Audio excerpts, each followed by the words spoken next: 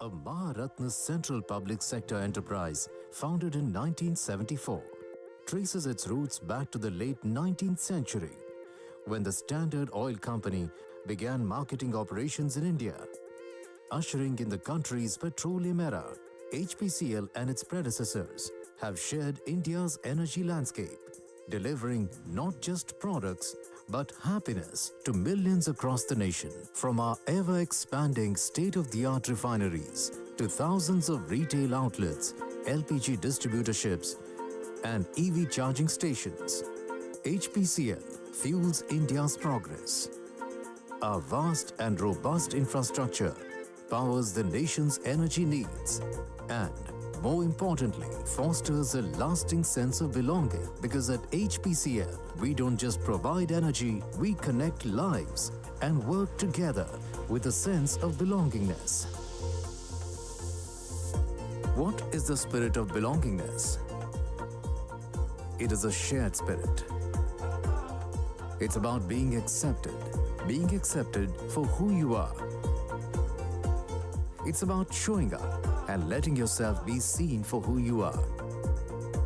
It's about speaking from your heart and not being fearful about it. It's about being imperfect and owning those imperfections gracefully. It's about being valued for your contributions and appreciated for your presence. For more than 50 years, HPCL's strong sense of belonging has driven us to be crucial partners in transforming India's energy landscape. Presenting solutions that are lighting up possibilities, bringing about prosperity, and delivering happiness at every step. And HPCL has continued to do so with several key mega projects. It modernized and almost doubled the refining capacity of our major refineries. To make sourcing and marketing of natural gas easier, HPCL built a 5 MMTPA LNG regasification terminal at Chhara, Gujarat, and created the jewel in the desert, the Greenfield Refinery cum Petrochemical Complex at Pachpadra, Bar.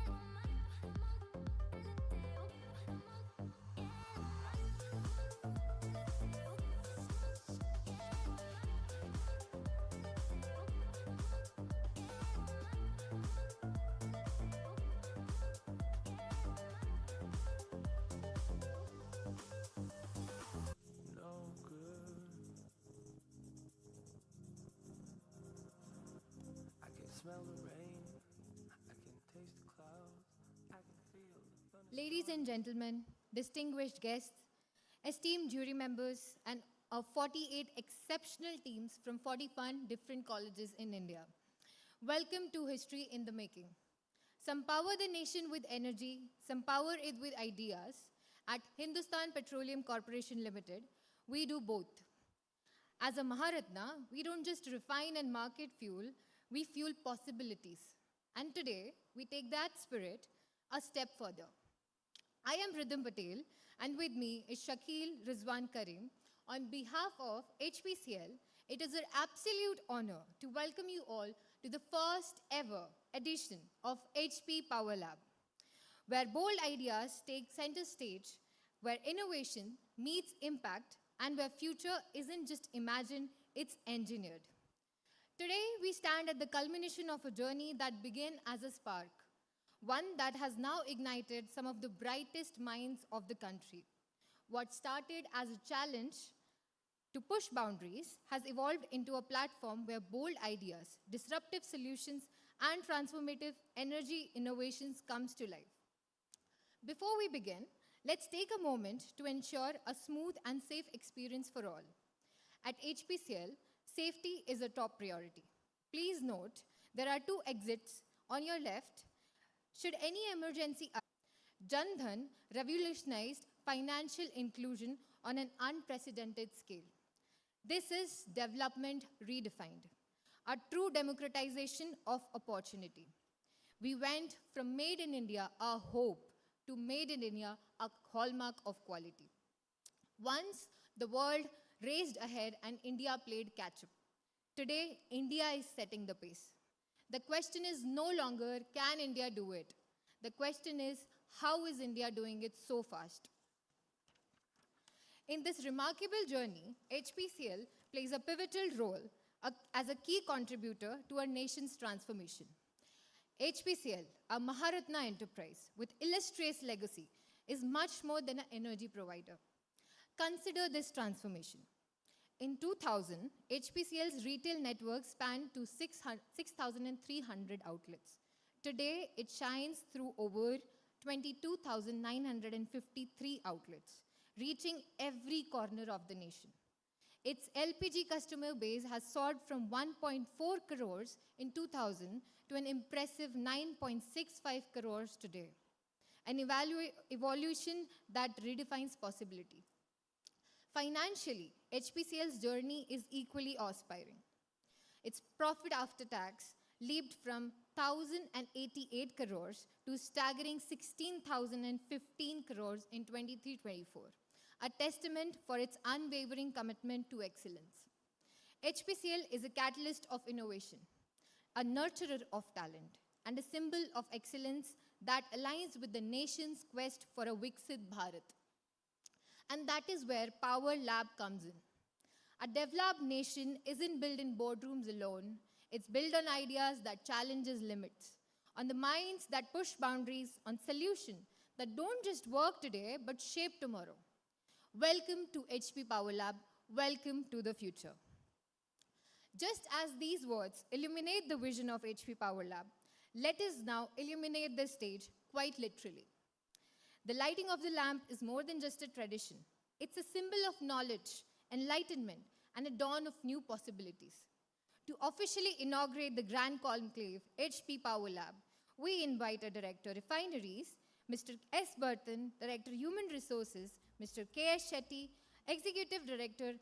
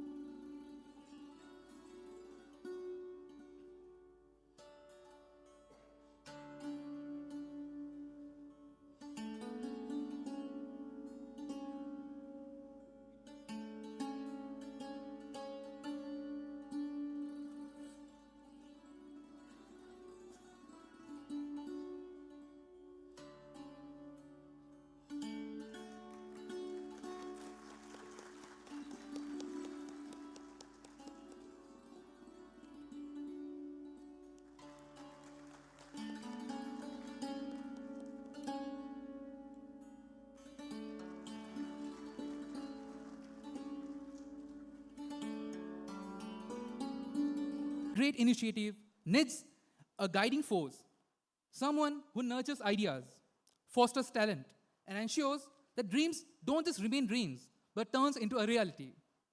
Power Lab has had just that, a mentor who has been with us at every single step, shaping this journey with unwavering dedication and vision.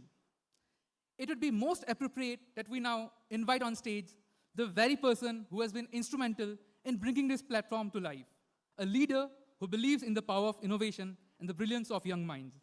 Ladies and gentlemen, please welcome Dr. Vilas V. Zode, Chief General Manager in charge, Human Resources, HPCL, to formally set the tone for this grand finale. So please.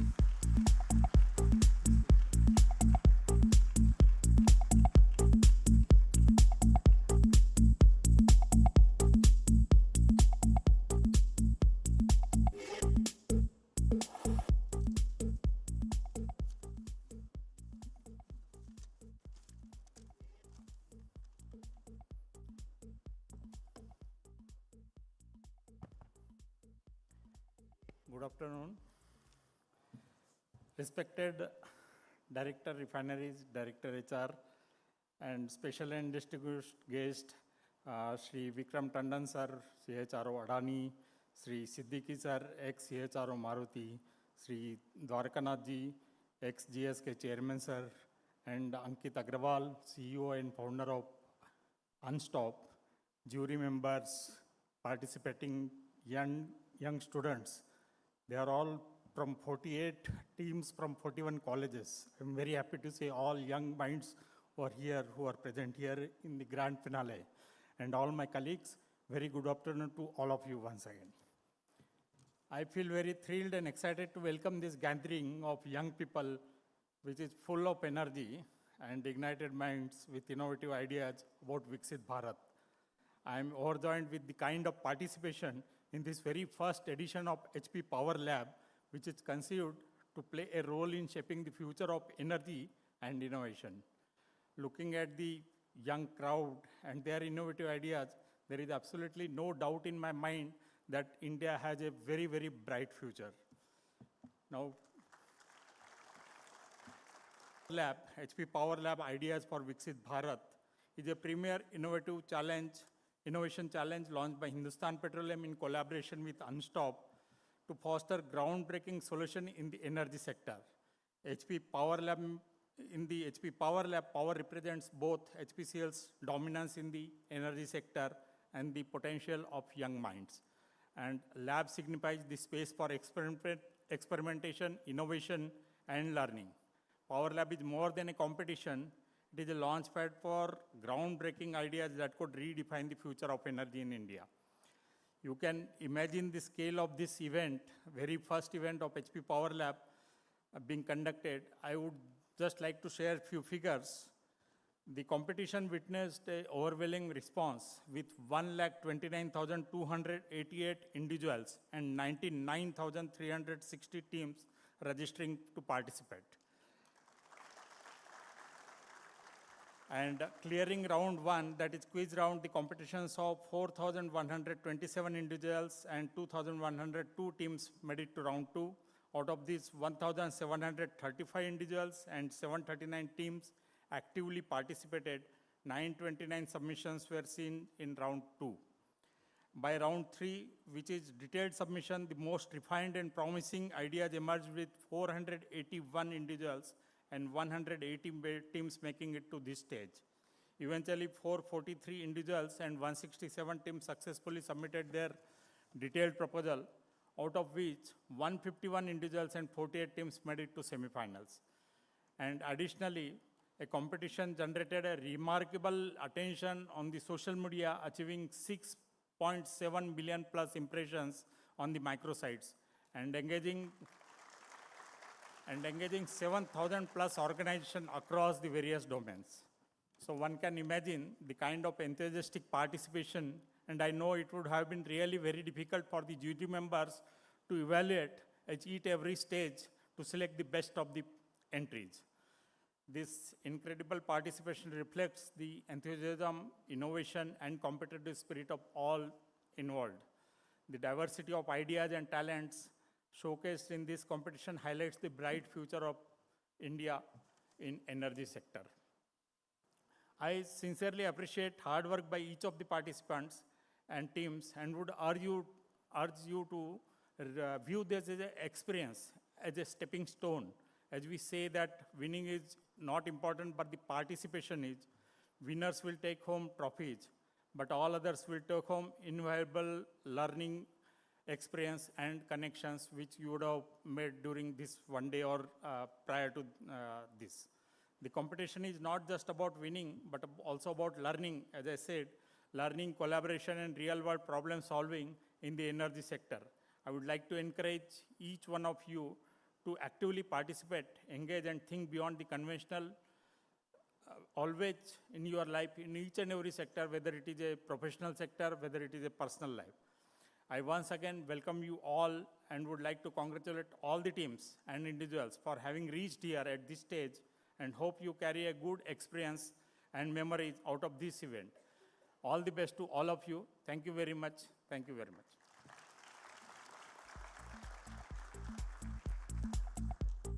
Thank you, sir.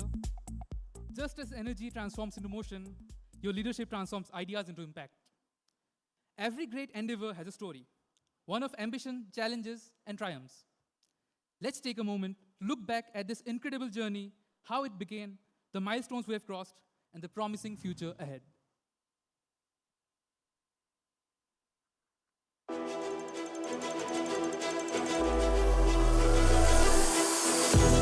HP Power Lab.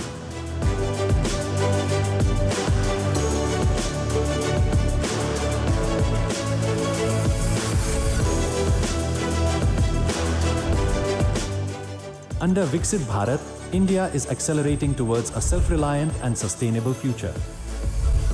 HP Power Lab fuels this mission by fostering innovation and empowering young minds to solve real-world energy challenges. Welcome to HP Power Lab, where ideas ignite, innovation thrives, and the future of energy takes shape. HPCL's HR 2.0 initiative isn't just about hiring. It's about nurturing talent and industrial-academia connection. Through Power Lab, students tackle challenges in sustainability, rural electrification, and green technology, transforming ideas into impact. Power Lab is a launchpad for young innovators to revolutionize the energy sector.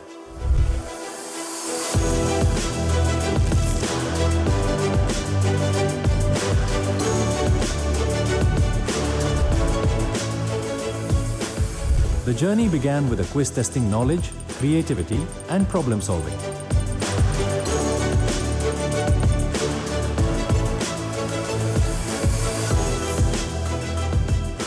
By partnering with local cooperatives and small businesses, we can set up mobile fuel delivery network. Our solution transforms fuel accessibility through an innovative and inclusive approach. These are the key aspects that are promised by my next-gen solution for energy efficiency. Our proposed solution offers solar tracking on a single axis by making use of LDR sensors, PID controller, and linear actuators. Do some plant setups and operation, and then we have local distribution, and then we expand it. And phase 2 focuses on expansion in southern and eastern states. This was our most concise showcase of our project Jeev Urja. Ideas took shape into actionable strategies.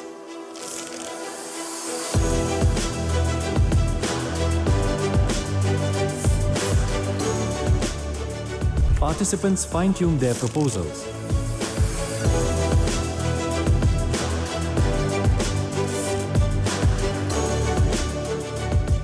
Only the best progressed.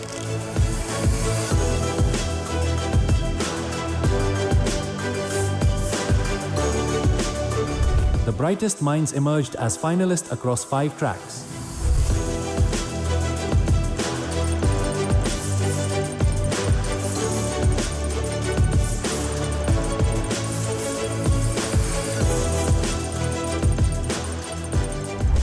Finalists don't just present solutions, they shape the future of energy. Power Lab is more than a competition. It's a movement empowering young minds, fostering innovation, and transforming ideas into action. To all participants, mentors, and industry leaders, thank you for driving HPCL's vision for a sustainable future. HP Power Lab.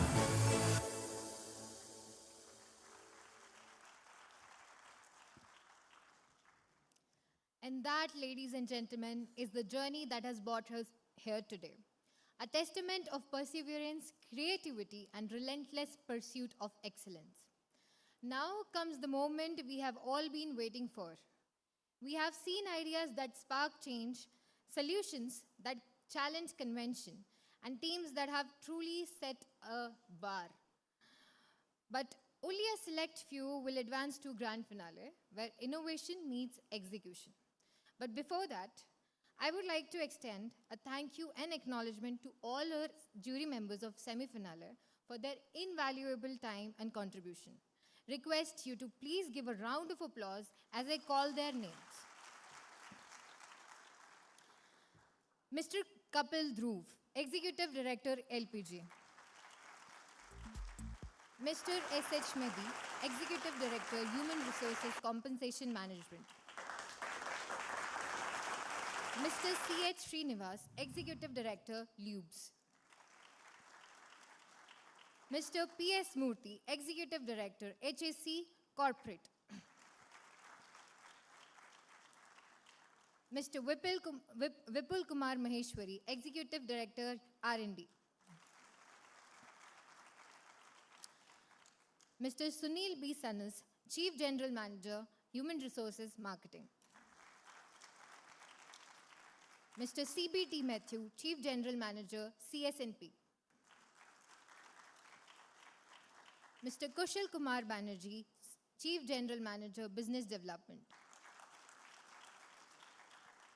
Mr. Arvind Shastri, Chief General Manager, Energy Transition.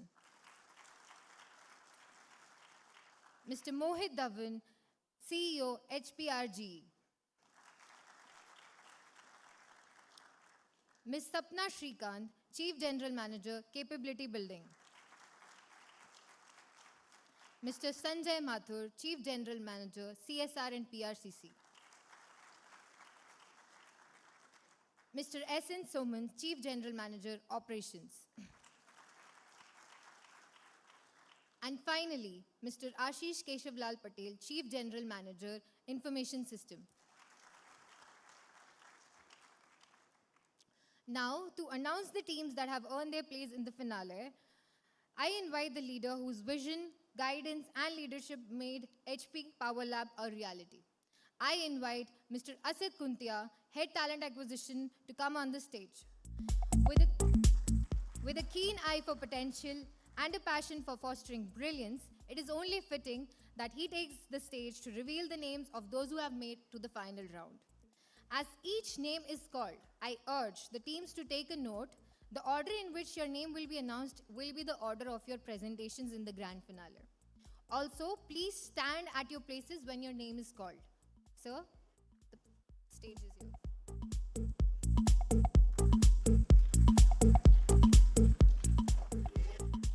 Very good afternoon to everyone, all dignitaries, grand jury members, my seniors, all executive directors, chief general managers. I want to declare that I am above 40 now, so I don't have my specs here. So if I read some names by mistake, please pardon me. So these are the finalists who are making it to top 15. I know your heart must be thumping. But let me tell you one thing, that during your presentation, you must have seen that we have been discussing with the jury members of semi-finalists. And let me congratulate each one of you, the feedback which you have received in most of the presentations. In fact, all presentations which you have made is really worth seeing those presentations, and HPCL has also learnt a lot from all of these presentations.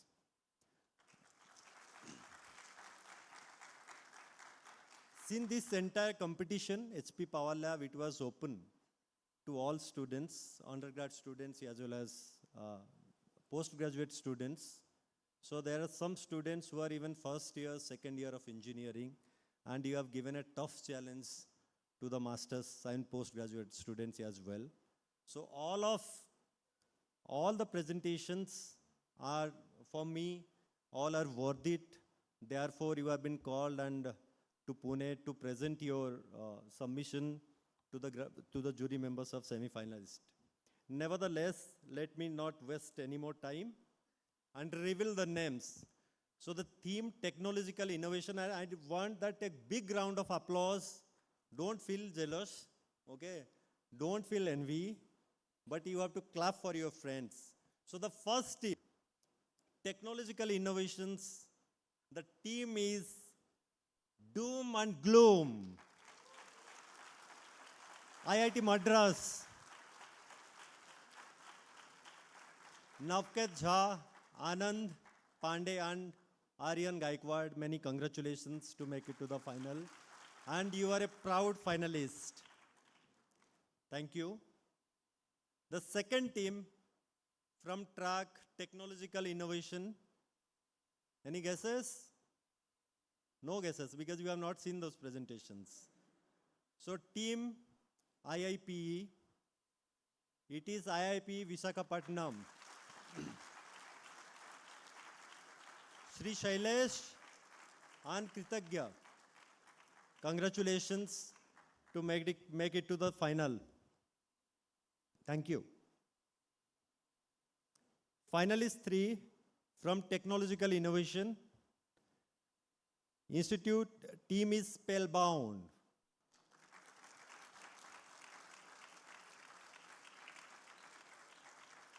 They are from IIT DM Jabalpur and team members are Yash, Aditya, Ayushman and Shubham.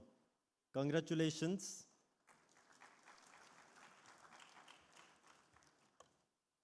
Now the track is Energizing Rural India. Team, ice cream. They are from Indian Institute of Foreign Trade. So team members are Yash, Bachchu Venkata, Gaurav and Pranav. Congratulations.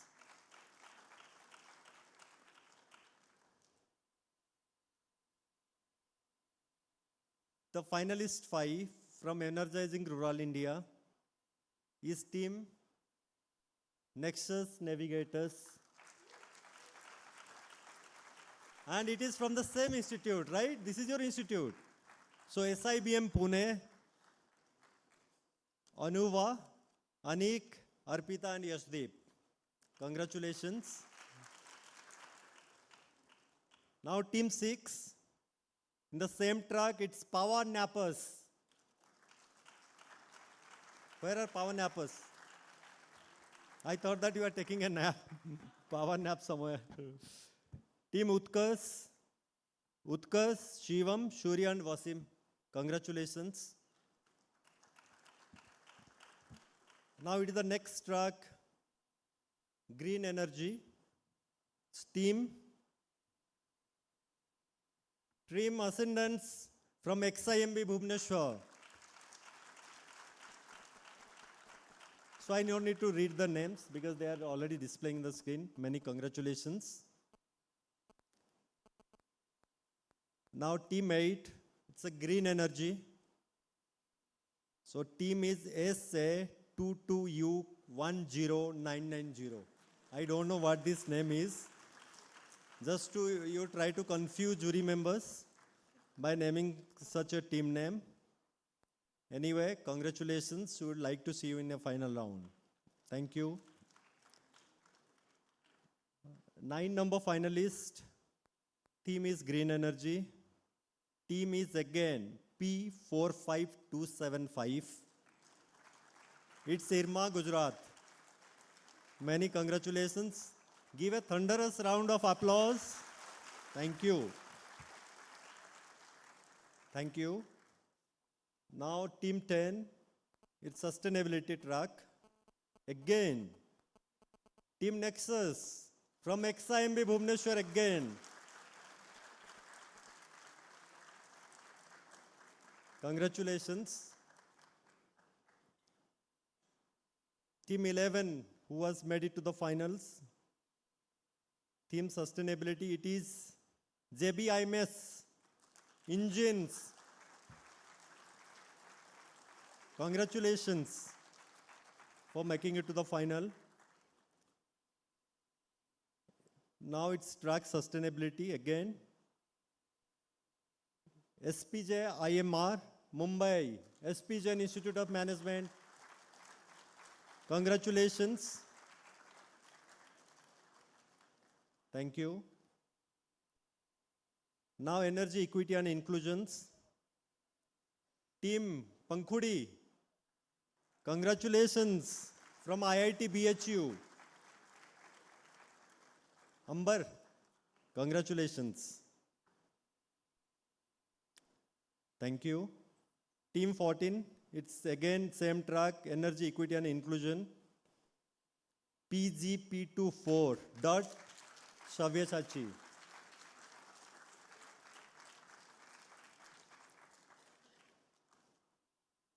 So it's again SP Jain School of Management, it's Mumbai.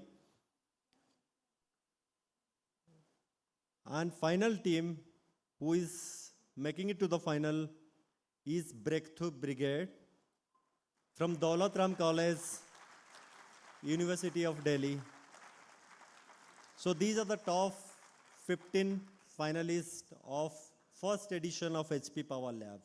Congratulations to all of you, and we'll look forward, a grand jury is looking forward to your presentations. Thank you.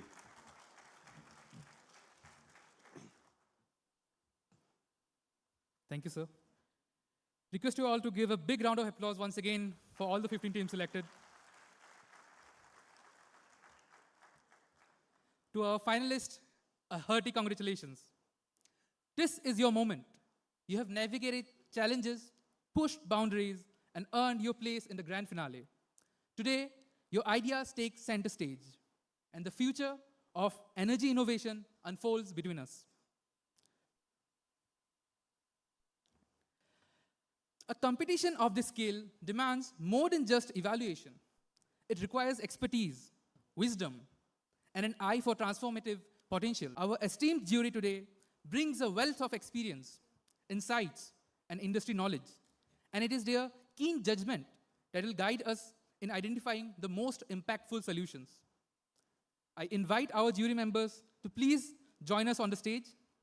Please join me in welcoming our first jury member, Mr. S. Bharatan, Director, Refineries at HPCL. Sir, please. A visionary whose commitment to innovation and operational excellence continues to propel HPCL forward. With a postgraduate degree in chemical engineering and over 3 decades, so please join us, decades of experience in refinery operations and technical services, Mr. Bharatan has been instrumental in driving operational excellence across our refineries. Under his leadership, the Mumbai refinery quickly exceeded its design capacity, while the modernization of the Vizag refinery is well underway, paving the way for a new era of efficiency and sustainability. A pioneer in embracing cutting-edge technology, Mr. Bharatan has been key to implementing innovations like India's first residue hydrocracker and digital acceleration initiatives that are steering our refineries towards net zero. His strategic acumen in optimizing supply chains from crude procurement to product sales has set new benchmarks for operational performance. Beyond his core responsibilities, he serves on the boards of HMEL, MRPL, HRRL, and RRPCL. Underscoring his broad influence across HPCL's operations, his active participation in further honed his global perspective with a diploma in sustainable development from the Swedish Institute, Stockholm, and an advanced management program from MDI Gurgaon and ESCP Europe Business College, Paris. In his role as Director HR, Mr. Shetty leads every facet of HR and employee relations, from talent acquisition and capability building to career and succession planning, ensuring our organization thrives on innovation and excellence. His strategic vision extends beyond our walls as he contributes through board roles at HPCL LNG Limited and HRL Limited, and actively participates in key industry committees as a senior certified professional under SHRM USA. We welcome you onto the stage, sir. Our next jury member is Mr. P. Dwarkanath, former chairman of GlaxoSmithKline Consumer Healthcare India, a visionary leader and a true architect of talent. Sir, please come on the stage. Sir is a powerhouse of experience, a leader whose impact spans across industries, from engineering and pharma to consumer goods and healthcare. With a remarkable career of 5 decades, he has shaped organizations, mentored leaders, and driven excellence in corporate governance. Having spent 4 decades in GSK in various leadership roles, including chairman of GSK Consumer Healthcare, his tenure saw the company consistently rising among India's best employers. A stalwart in HR and leadership domain, he has held key positions in prestigious professional bodies, including President of NHRDN and Delhi Management Association, and continues to contribute as Treasurer of All India Management Association. His accolades spans across business, human resources, and leadership development, recognized by industry giants like GSK International and Max Group. We welcome you, sir.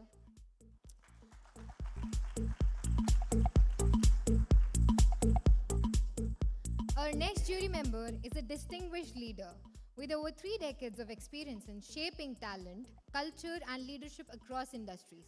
Please welcome Mr. Vikram Tandon, a leader who has shaped organization and inspired career. Sir, please join us on the stage. HR at HSBC India played a key role in AIG's expansion across multiple regions and held leadership roles in Inchcape PLC, ANZ Grindlays, and Indian Hotels. An XLRI alumni with leadership certifications from Harvard Business School, he has also served as the president of NHRD Mumbai chapter and was recognized among India's top 10 HR leaders.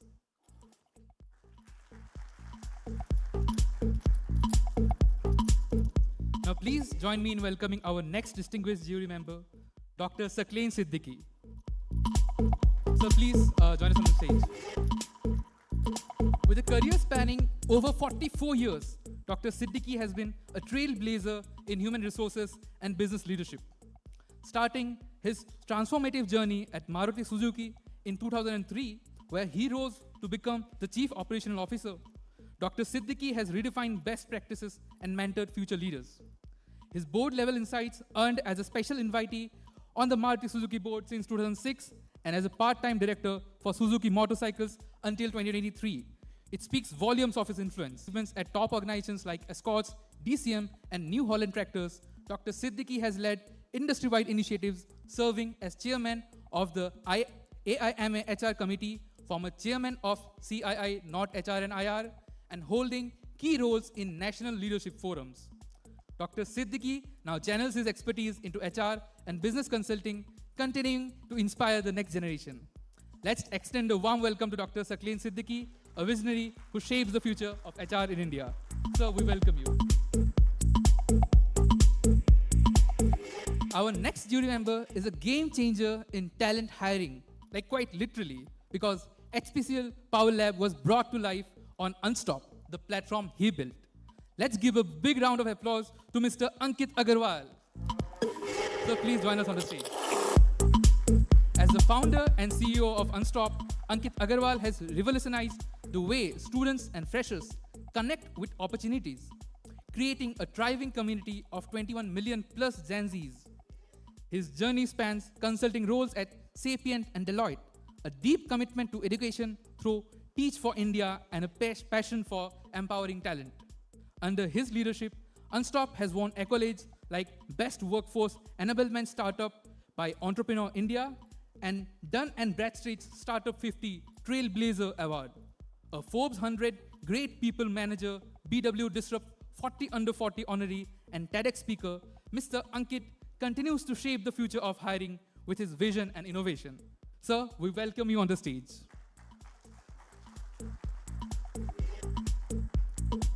Now I request our Chief General Manager in charge, Human Resources, HPCL, Dr. Vilas Zode, sir, to extend a hearty welcome to the guests and grand jury members with a small token of respect. I request Mr. P. Dwarkanath, sir, to come forward, sir.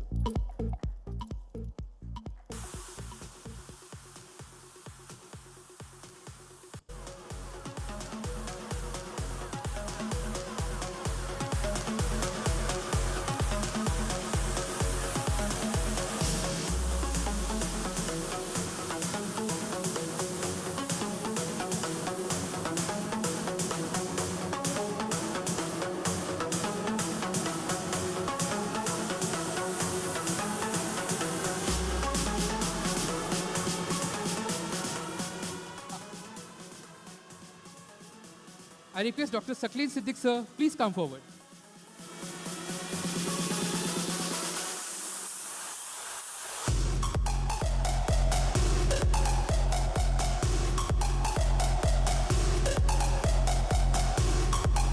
Mr. Vikram Tandon, sir, please come forward.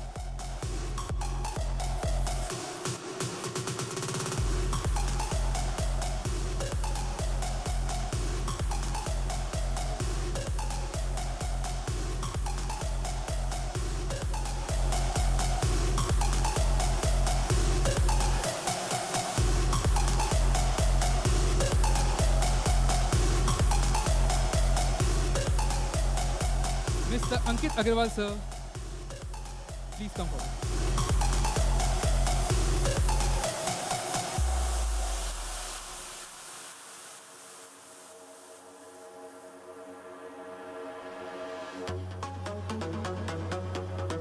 Bharatan sir, please come forward.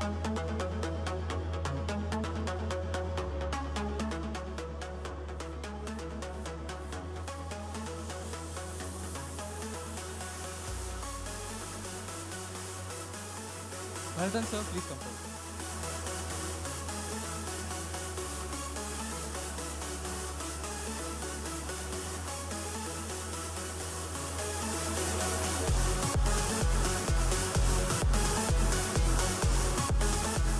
Finally, Shetty sir, please come forward.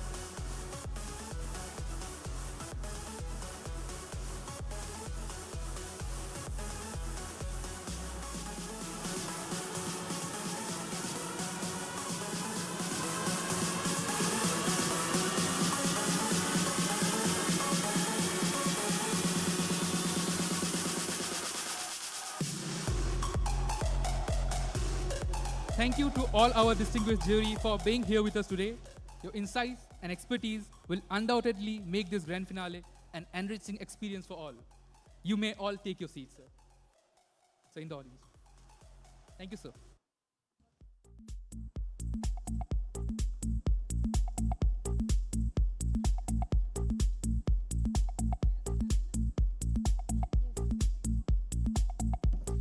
As we step into the heart of the competition, it's time to set the stage for grand finale presentations. Each team will now have 8 minutes to present their idea, followed by a 5 minutes question and answer only with your esteemed jury, and 2 minutes setup time in between the presentations.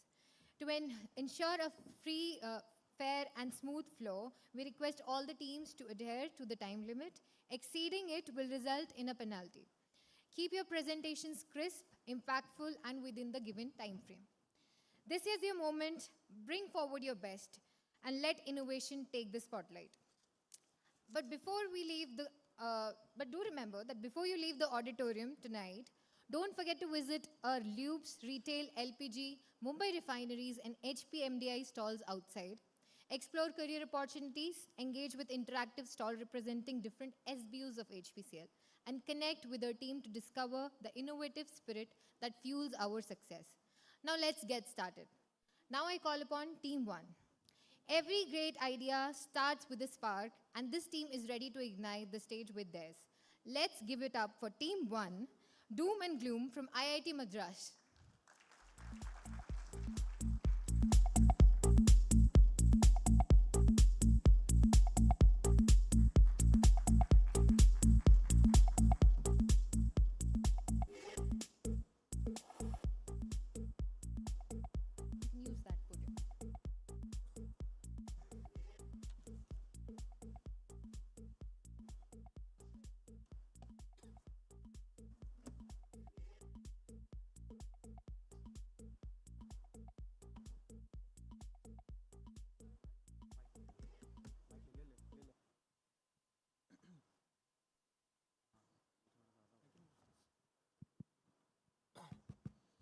Hello.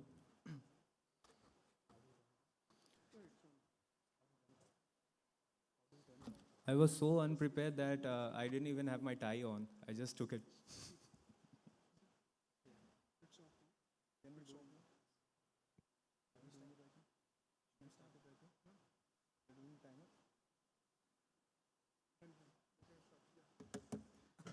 Good afternoon, everyone. We are Team Doom and Gloom from Department of Management Studies at IIT Madras, and we'll be presenting on the topic of how technological innovation can help in industries as the one in which HPCL is operating in, especially with regards to operational efficiency in refining, processing, and distribution systems. So before we look at the ideas, let's look at this first. How others in the industry are doing it. The use of analytics in support of maintenance is not new, and started along with early maintenance practices, something we call as descriptive analytics. What is new is indeed predictive and prescriptive analytics, which use machine learning tools to learn asset behavior from historical data and then use these models to predict abnormalities and failures. Saudi Aramco has successfully implemented 2 predictive maintenance technologies using 2 prediction algorithms. the SBM and the optics approach. Out of many success stories, one was being able to predict performance degradation in turbines, which led to transition from a schedule-based approach to a condition-based approach. And as you can see, the green line represents the expected efficiency of the turbines, the blue represents the actual one. And so this alerted engineers who then reschedule the entire maintenance planning and save 50% of costs. Moving on to another stalwart in the industry, Shell. Pipeline corrosion is a critical factor in safe and efficient transportation of materials, and Shell has successfully employed AI to simulate carbon dioxide and oxygen corrosion processes. The simulation was 10 to the power of 6 times faster. Yeah, 1 million times faster than conventional CFD-based methods. They mapped pipeline design parameters and operating conditions to corrosion rate using multivariate regression. Given the safety critical nature of the application, the focus was also on uncertainty quantification and error estimation. And so, they employed continuous sampling to update the model and reduce uncertainty in model predictions. At the end of the active learning process, the trained model closely matched their, gave us an idea about its combustion efficiency, which is very important in the oil refining industry. Aramco implemented convoluted neural networks and trained these CNNs to predict flare characteristics. What was the result? Enhanced monitoring and compliance, and quantified flare height and smokiness to convert them to engineering units, which again enable them to identify potential issues with flare or flared quantities. So going back to our first slide, what are the possibilities that we can implement? Machine learning-based predictive maintenance systems wherein we integrate IoT-enabled sensors across critical refinery equipments and then use machine learning models on them to predict potential equipment failures. Real-time data analytics and computer vision, AI-driven vision systems can scan product streams as well as distillation and multiple refining processes in real time and give us more power to identify irregularities and enable early detection.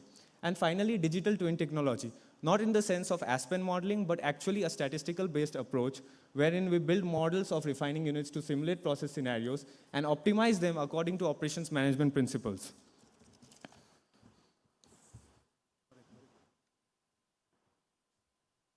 Yeah, so now we are aware of HPCL's comprehensive IoT-enabled sensors network and their SCADA model, but what we are trying to pitch in is edge computing, because we believe edge computing is the future. So what is edge computing? Edge computing is a distributed computing model that processes data closer to where it is generated rather than relying on a centralized cloud server. It processes data locally, reducing delays. It enables faster diagnostics and AI-driven automation, and also lowers maintenance cost by minimum unplanned failures. So we have a real-world example for this edge computing case. There's a company called Streamline Innovations Valkyrie process in the oil and gas industry. So by using edge computing, where computing takes place just on the spot and the data does not go back to a cloud server or a centralized SCADA system. So what happens is as the computer processes it on the spot, so what happens, the uptime decreases drastically. So they achieved 99.5% uptime, reduced maintenance efforts and reduced staffing from 6 FTEs to 2 FTEs, and optimized operations remotely. Yeah, another approach that we suggest is implementing a mix of supervised and unsupervised learning models. So for supervised learning models, we can train AI on historical sensor data, which will help us predict pump, compressor, or pipeline failures before they occur. And for unsupervised data, we can use K-means clustering, data analytics, and what we can do is we can identify clusters. So for example, if there are small isolated clusters, we can say that, okay, failure is going to happen, and if unknown cluster appears, we'll understand that, okay, an unknown problem has occurred, and we may need to fix it as soon as possible. Looking beyond maintenance and into a system. For distribution system, one of the major costs associated with distribution is handling of the inventory. So for that, we have suggested one of the AI models, which is the GANATS, which is genetic algorithm neural networks for time series analysis. So through this, it was predicted in Saudi Arabia that there will be a decline of 1% in the sales of CAGR for 2016 to 2020. And similarly, in China, it was predicted that 3.5% there will be a growth. These forecasts were proven right. And similarly, that can be used by HPCL to predict the demand and forecast of the whatever sales that we have. Other than that, IoT enabled, we are sharing more enhancement in this similar technologies that the HPCL is currently using. And for route optimization, we are suggesting an ant colony optimization system, which will be similar to that of how ants operate, where ants leave a pheromone trail. So pheromone trail will be the route that will be efficiently optimized, similar to that what ants do. Other than that, we have suggested integrations of HPCL systems in terms of EMS, OLA, and that is Optimized Logistics Assistant, and improving the CRIS. And in AI-enabled processes. After the infra setup is underway or completed, deploy ML models on specific units, maybe just a distillation column, to compare the output with real-world phenomena. Start with implementing predictive maintenance on the most critical equipment. Have been implemented, go for a full-scale rollout. Try to scale successful models over multiple units of the same time. The last part is the convergence part, where we integrate the data and models across multiple systems for end-to-end visibility and optimization. What would the outcome look like? Reduction in energy wastage, reduction in operating costs, and improved customer satisfaction. Thank you.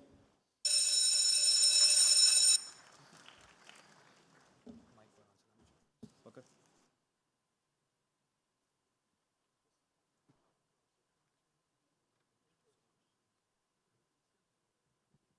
Yeah, compliments to the team for getting shortlisted for the final. Thank you, sir. And you have assembled the state-of-the-art latest technologies that are all required for the business we are in. I just have two questions. Have you done as-is analysis? Where are we in India today? Any idea? So we have not yet reached Industry 3.0 in that manner, if you are going to say. We are still in automation phase with respect to our industries. Specific question is on the areas what you have listed out. Where are we today? Sir, could you repeat that once? The areas what you have listed out, processing, distribution, etc. So we are going ahead with automation. So multiple industries have gone to using DCS and SCADA systems, but we've yet to reach the convergence part where there is interconnectedness of systems. You want to add? Take this one. Hello.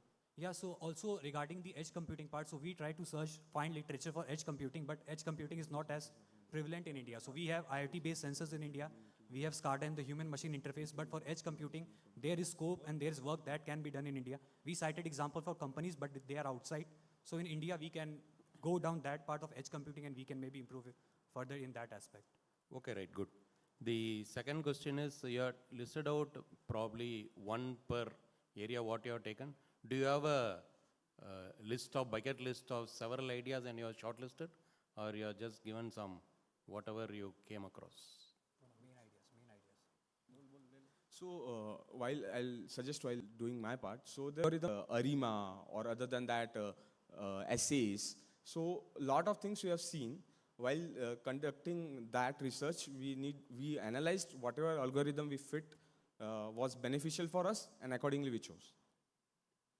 So we did look at multiple ideas with regards to multiple industries, but we had to narrow it down to ones that would fit the oil and gas sector, for instance. So let's say interconnected systems where one machine talks to another.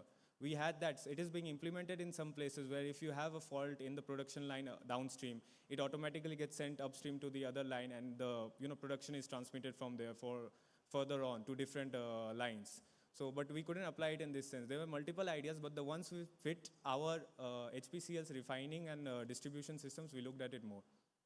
Okay, right. Thank you. Wish you all the best. Thank you, sir. Hi. Hold on. So, first of all, very good ideas. So, Navket, you mentioned about the images of the flare and how it predicts. And maybe it will be able to give recommendations, right? Now, have any of you created any AI models till date? Sir. We have not created them ourselves. Okay. So have you studied in terms of what data would you need to train that model, and how would we get that data? So assume that you guys are selected and you have to execute this project. Plan simple, right? On day one, how would you go about implementing this project to at least create that AI model? Yeah, so for example, for the unsupervised learning part, so it starts from very basic statistics, right? So it involves X means clustering. So what you do is you cluster data which are similar. So for example, suppose I'm trying to test if a pipeline is okay or not. So I'll try to collect vibration data, pipeline vibration data, and I'll see that, okay, this pipeline vibrates at this frequency every day, but suddenly and I will plot it in a graph, the K-star means graph, and one day I'll observe that, okay, my regular cluster is this. And how much time do you think this exercise will take for the training or so? I'm just trying to understand if, let's say, HP selects this, what's the GTM? I mean, in how many months or days would we be able to go live? I think the training part will not be that much of a challenge if we have data to rely upon, back data to, we can train the model. I think the X means clustering part, it can be done very quickly. It can be done within a month. Sure. Yeah, so you can collect the data, and when we input that data and when we try to develop the model, so for example, we'll have a set of systems going in place, and when we observe that, okay, this new set of data is appearing, which is outside of our cluster, then maybe we can say that, okay, something is wrong, and we can fix it. Compliment to the entire team. Very good presentation. Thank you, sir. I just had a short question, is a follow-up question to what my fellow jury members said. You talked about the execution and you talked about the infrastructure setup, am I right? Yes. So you also given some solutions, which is great. But have you done any types of cost-benefit analysis?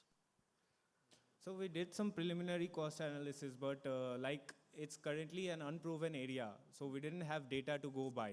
But even on a qualitative basis, we are looking at numbers of around 20 to 30% reduction. Like Anand mentioned, in one area, the full-time employee requirement was reduced from 6 people from 6 full-time employees to 2 full-time employees. So the general numbers we are looking at varies from as low as 20% to as high as 50% reduction. Also the data required, so for example, we have one sensor, so if we employ edge computing, the data requirement reductions reduces down to 1%, because what it does is it eliminates the redundant data or data which appears regularly. So that is also one thing. So if we have less data, we'll also require less data processing. So that is also one thing where there is scope for improvement, and we will benefit. Thank you. Thank you, sir. Thank you, sir. Thank you, sir. Thank you, sir.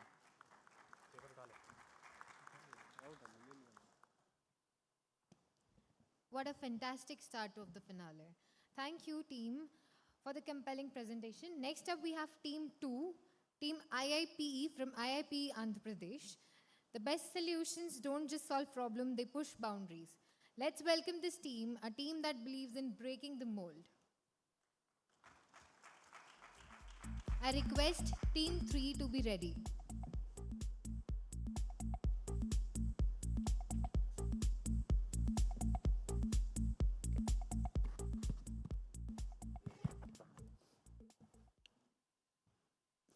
Good afternoon, one and all. I am Kritagya, and this is my teammate Sri Sailesh. In today's era, profitability, sustainability, and efficiency define success. And it is imperative in this cutthroat industry, HPCL fights with the global competitors with the likes of Exxon, Aramco, and British Petroleum. So we are here before this esteemed jury to present our innovative solution, Vita Tank.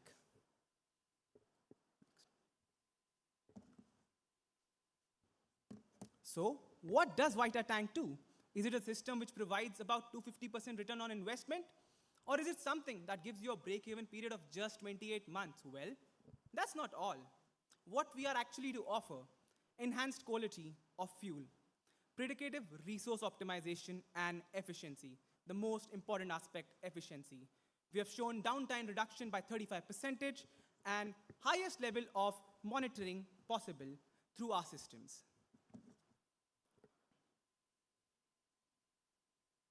Having had a glance on what Vita Tank can offer, but what are the challenges that HPCL faces today?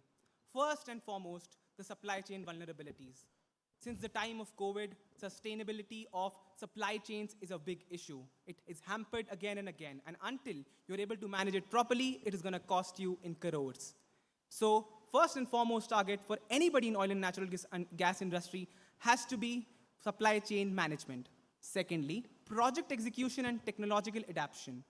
With the advent of technology, we have to be updated. Otherwise, outdated technology has led to delays of project and in time also increased the costs. Financials and markets. Of course, in this competitive market, You have to be financially viable, otherwise the competition will eat you alive. And fourth, environmental compliances and regulatory risks. In this era, in this country, where government hurdles with compliances again and again, we have to make sure that we use AI in a manner such that our product is always complying with the authorities' regulated mandate. Now, we have discussed what exactly our tank system is hoping to achieve. But how do we go about this? To understand that, we need to have a look at the key features. Our key features list of IoT integration, AI-driven analytics, RFID technology, and advanced automation. I'm going to run through the simulation with a really proactive example. Let's say, suppose you have an impurity present in your fuel system. Now, your IoT integrated sensors are either going to show you a partial pressure dip, or else they're going to show you a pH or viscosity dip. Now, this information is now relayed to your AI-driven analytics. If suppose there's a partial pressure dip, there's a possibility that there's a change in volume. But with a change in viscosity or pH, it can narrow it down to an addition of impurity in a system. And now this information is further relayed to our advanced automation system, which gives your additive injections and certain compliance method, so that we are able to regulate these risks and stay in compliance with the BS6 regulations. Our RFID technology, that is a state-of-the-art technology, which makes sure that you can monitor your tanks and fuel. Every single drop of fuel is accounted for due to the radio wave frequency ID system. So through this, we are able to eliminate discrepancies and restrict unauthorized access. But how exactly do our systems compare to the current market standards? Our monitoring systems provide a 0.0001% accuracy with gradient boosting and CNN and RNN neural networks. Our gradient boosting enables each of our random, that is our basic model is a random forest classifier model, which has gradient boosting so that each of its tree has the ability to learn from its previous iterations and no mistakes is committed again. Compared to the current 1% tolerance, our RNN and CNN neural network detect both spatial and temporal data. Apart from that, our predictive analysis at the beginning stages is projected to have a 92% accuracy and is able to forecast 72 hours in the future. And our advanced quality control is able to administer additives every 15 seconds, costing a 20% consumption cut. And our BS6 blending presence is able to reduce waste by 25%, and our NumPy optimized ratio are able to maintain our BS6 standards. Apart from that, we also have our inventory tracking, which has RFID systems. Like I said, you are able to monitor at every single point in the day, 24 hours a day, 7 days a week, and 365 days a year. And our energy efficiency, which have vacuum insulation along with thermal transistors, which help to maintain your fuel at a temperature of 15 to 20 degrees Celsius, the most optimal for possible, and 0.03 watt per meter Kelvin thermal conductivity with the help of resistors. This also reduces our energy cost by 20% of solar panels and EVs. Our safety system, which comprises of electrostatic discharge panels with the help of HDPE lining, is able to mitigate about 85% of contamination risk and hence ensuring BS6 compliance. So we have told you enough about the key features present in our system. But how does it all come together? Like you can see, the basic idea is a tank with a stainless steel outer shell, a HDPE lining, a vacuum insulation, along with integrated thermal transistors. And then a unique feature of this is a digital twin technology, which allows any and every single employee of HPCL to view any sort of discrepancies or faults that might arise in the system without any prior know-how. Apart from this, we also stand out with the eco-friendly technology that have solar and EV integration. Like I said, we can also sell our carbon credits in the national market. What about the feasibility of these projects? Are these actually financially viable, or these technologies have been implemented? Well, thanks to HPCL, they have used some basic technologies in their Vichak refinery project, about 26,000 crore, in which they implemented the digital switch system, which we talked about, which has led to 15% higher yield and 25% ROI within 3 years. And also in the Bombay TS terminals, which has led to about turnaround time from 45 to 18 minutes. So these systems already do have IoT sensors and RFID and different tags. But how do our algorithms compare to this?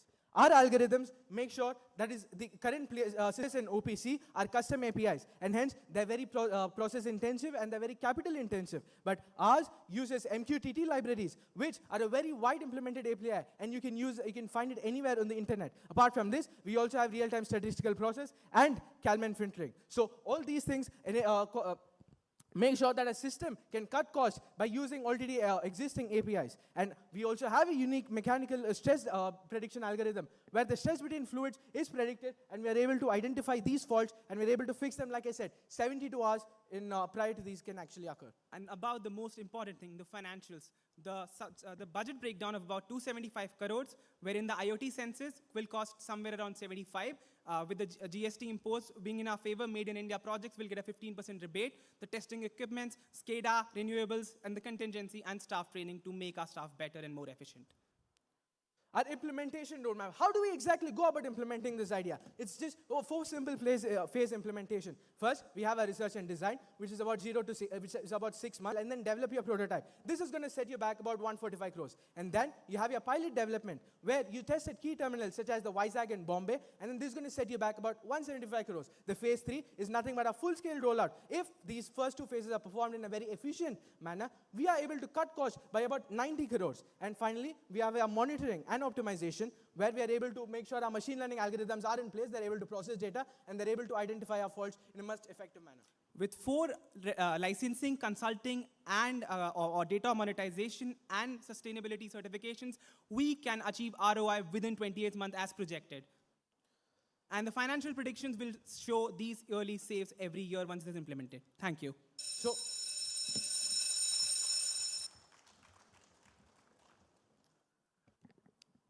yeah, once again, compliments for being selected to the final. We have several of our business leaders of HPCL here. Hope they are listening to the presentation that you implement some algorithms. BHT, which is your butadiene hydrotoluene, such as these, which is to actually maintain fuel purity and maintain these BS6 standards. That is where the gap is there. For maintaining BS6 standard, these additives are not required. That is the gap. Okay. Going to the next portion. Whatever you are trying to sell, is it an algorithm or it is an hardware? We are trying to sell a tank and a storage system rather than an algorithm, because we believe in a more cohesive and a comprehensive... No, I got the answer. The budget of 275 crores is for full corporation? No, it is for the development of the project. Development of the project for the full corporation? Yes. Okay, I think there are several gaps. The idea is good, but what is exactly happening probably I have not understood. I mean, I'm just trying to help you out. Like you are mentioning pH foreign hydrocarbon, which is not there. So there are certain gaps, like nevertheless, whatever overall you have put is okay. But my suggestion will be, while you are actually. And then later HPCL had recently implemented a Vizag refinery project, that is the expansion systems. And then we had gotten some data out of it, and then we had compared it to our models that are the forecasted results of our models. And what we were looking at, the pilot process, 36 months plus 275 Yeah, that crores. was the resource and optimization part. If we do 2 pilots, one after another, will the cost go down, time go down? Excuse me, what? If we do 2 pilots, one after another, will the cost go down and the time go down? We'll have to see about the cost, because when you're going to implement 2 pilots at 2 different terminals, then you'll have to get these materials distributed. If you're going to acquire them in bulk, like we said, the GST rebates, when we acquire them in bulk, and then we'll have to then transport. So we have to run simulations to find out whether your cost will actually go down, but your time definitely is, because your algorithms will learn faster. Thank you. Good evening, and again, compliments for a good presentation. Your tank storage system is for retail outlets or for storage of fuel? First things first, we'll have our HPCL, these things will be patented and owned by HPCL. But we also, like he said, we have our licensing programs. No, my question is it for terminal storage? It is for the retail outlets, but it will be operated by the company. It's what we were trying to convey through our presentation, that the transportation of the fuel from the terminal to the particular places it is supposed to be, wherein we are trying to maintain the quality of the fuel that might be degraded due to the physical conditions around, which our system is offering to a very more minute precision. Quickly, causing even more delays. On top of that, using external map services increases operational cost and inefficient routes, result in more carbon emissions. Next slide. To solve this, we, the team Spellbound, propose building our own mapping software, Sadak Sevak, which will revolutionize fuel logistics with AI-driven cost delivery delays. Third, cost escalation like due to rising fuel prices and operational cost increase due to the uses of external map service. Lastly, environmental impact from excessive fuel, environmental sustainability goals. To explain our proposed solution and implementation in detail, my friend Aditya will tell you more in detail. Our approach focuses on 4 key solutions. First is the AI algorithm like Digest system for AI model training, AI routing, historical and real-time data train AI models using short like Digesta and A-star to enable dynamic rerouting. Driver and admin management, driver management platform with a mobile app for route guidance, notification, and real-time GPS tracking with news updates also. Our 5th stage is the testing stage, comprehensive testing of all components followed by a pilot deployment to refine system performance. 6th is the deployment phase, gradual expansion across all regions, training staff on new tricks like fuel savings and carbon emission. This structured integration ensures a cost-effective AI-driven transformation of HPCL's logistic operation. Thank you for workflow and tech stack. Over to you, Shiv. Now, I will walk you through the workflow and tech stack that powers our system. Firstly, workflow. We have 2 persons, the driver and the manager. Our process starts when the driver and manager logs in using secure credentials. If successful, then the system fetches real-time location data and display the map. If a manager assigns a task to the driver, then our system sends task details. Now, once the driver reaches at the destination, then the system notifies to the manager automatically, ensuring seamless communication between the driver and the manager. Now, let's talk about our tech stack. For front-end, we are using React.js. For backend, Node.js and Django. And for MongoDB and application development, Flutter. And some libraries, TensorFlow and Google APIs, and some tools like Docker and Kubernetes. Let's begin with AI/ML workflow that powers data collection. Here we gather real-time and historical data for traffic, weather, fuel consumption, etc. Next, there is a data pre-processing step. Here we normalize and clean the data. Then we go to feature selection step to select key parameters that affect route optimization, followed by model selection step, like Digestars or A-star for route optimization, reinforcement learning, XGBoost classification for the traffic prediction. Next, there is a training and testing the model. Then we go to, the route, AI will optimize route. Then there is a last and final step, performance evaluation and feedback loop. Then record the data from the, like for one, what routes they are taking, the drive of the last mile fuel delivery system leads to inconsistency. So judged all the supply and the lack of last mile delivery. Formed a guiding principle based on these challenges because we really wanted to make, and we will deploy a fleet of mobile cost effectiveness. The advantages of MFDUs over traditional fuel stages are clear. Lower setup costs, faster deployment. While setting up a petrol pump takes around 90 lakh, MFDUs can be operational within 90 lakh. MFDUs can be operational within weeks with just 35 lakhs. Real-time monitoring and route optimization ensure efficient logistics. Direct sourcing from central nodes maintains quality and reduces adulteration risk. Direct sourcing from central nodes maintains quality and reduces adulteration risk. To ensure fuel availability and prevent stockouts, we leverage AI-powered demand process, households, and transporters. Building trust is key to rural adoption. We are conducting village meetups and collaborating with local influencers. Additionally, our toll-free helpline ensures direct support for any queries. We have created an engaging advertising campaign, Har Ghar Urja, which translates to energy for every home. This ad is in Hindi to reach to the rural people. In rural, it's a necessity for agriculture, transportation, and small businesses. However, due to high fuel cost, long travel distances, and unpredictable expenses, so how does our fueling pricing model work? First is the base fuel price, aligned with standard market rate to maintain fairness and transparency. Second is distance-based delivery charges. A minimal charge per liter based on distance ensures fuel reaches even the last mile of the rural India. Bulk order discount. The more fuel you order, the lower the per liter cost. Okay, so now we have the ideas. To move ahead, we wanted to evaluate whether it solves the root problem. Hence, we took the three most important factors, which are delivery efficiency, customer satisfaction cost, and cost per delivery, to judge the overall solution and its efficiency. These are the factors which influence how we approach these targets to achieve maximum results, which makes the overall solution effective and sustainable over the long term, both operationally and economically. The feasibility. The cost of setting up the MFDUs will be easy to break even financially compared to a full-fledged petrol pump if the execution is obtained on a scale. This also decreases the load of high capex on the company while expanding and catering to a much larger target audience. We strongly believe that that this solves just the right problem, making the life of a rural person easier. While the challenges and their impacts like poor road condition and possible breakdowns of the delivery units might bring hindrance, we thought of the ways to overcome these obstacles beforehand. We believe a strategic plan addressing upcoming all those. A lot of measures like building a robust fleet and getting support of local communities will help in the execution of this plan and overcoming any challenges. And yes, ideas without execution are worth nothing. A medium-scale pilot test running in different states for a duration of around a month will get a better idea about how we can modify this model even further. We believe government initiatives like Pradhan Mantri Ujjwala Yojana, energy security and green energy goals will help address the energy needs directly, and also a few others like Gram Sadak Yojana will support this cause. This will make the rural India more connected and able, bringing them closer to digital India.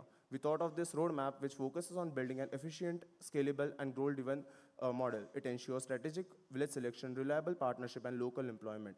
Technology plays a key role in optimizing routes and scheduling. Continuous feedback and improvements will long-term success, making fuel more accessible, cost-effective and sustainable for remote communities. Thank you.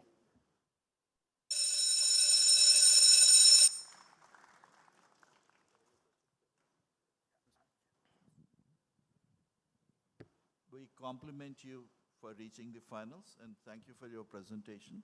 Thank you, sir. Makes it easier to build, and also we focused on how to make it viable financially as well. Thank you again, a good presentation and very good, all four of you compliments for the way you presented it. But my question to you is, this is a technology which has already been implemented. We already have mobile dispensing units, even in India. Amongst the oil companies, we have these mobile dispensing units. So what's the novelty of your idea? And could you do research on this particular aspect of it? On, how is your idea different from what has already been implemented? So we researched on and we found the HP Fuel Connect idea and the concept, but we thought that it's really concentrated in urban areas. We really wanted to take the idea to the rural level, to the place where it really makes an impact on agriculture. So that was the main idea behind this. Today, actually, our mobile dispensing units are mostly going in rural routes or areas like where mining is happening and where we don't have petrol pumps. So our mobile dispensing units are already going to these kind of areas and filling those gaps. Sir, so the thing you have mentioned is mostly a kind of B2B scenario. So where the idea we are going to deliver in parts. So this is gonna be cost, like high cost in starting. We may have meager profits in this, but this would hugely impact our reach in terms of where we go. Like we can reach to the last parts of India, and that is what we wanted to get through this idea, sir. Thank you, thank you. One question. So you've mentioned the average distance traveled by a person in rural rural India. Was the average ticket size any idea? Because in an urban India, everybody we fill up the complete tank. But in rural India, what's the average? Do they only put in 2 liters, 3 liters, ki 100 rupees ka bhar do, 500 ka bhar do? Because that may also play a role. I mean, something to think about. And in Goa, I have seen, and I'm sure whoever has been to Goa, that you basically get petrol on every retail shops or so, right? Petrol on every retail shops or so, right? What emphasized was the community angle. So you rightly pointed out B2B. I think the major thing is that the mobile dispensing unit can actually give it to maybe a sarpanch or anybody on the average ticket size, maybe 2 bottles. and maybe for that day as based on the consumption. And that might be the next best idea from the B2B perspective. So honestly, we don't know the exact ticket sale. We look through data. We will try to find that later on.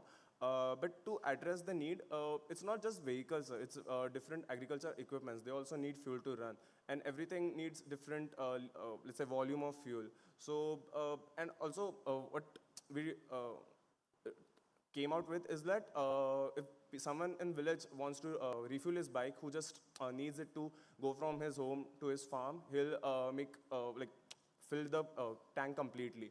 And also talking about the, let's say, petrol being available in the retail shops. It's actually available in a lot of villages, but there's the adulteration problem and also high cost. So I have actually experienced this where a bike actually... Team Nexus Navigators.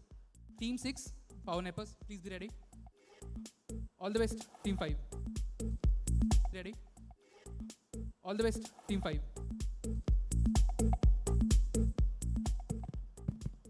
Good afternoon, esteemed dignitaries, respected jury members, and everyone present here. We are Team Nexus Navigators from SIBM Pune, here to present our solution on energizing rural India, strengthening fuel and infrastructure.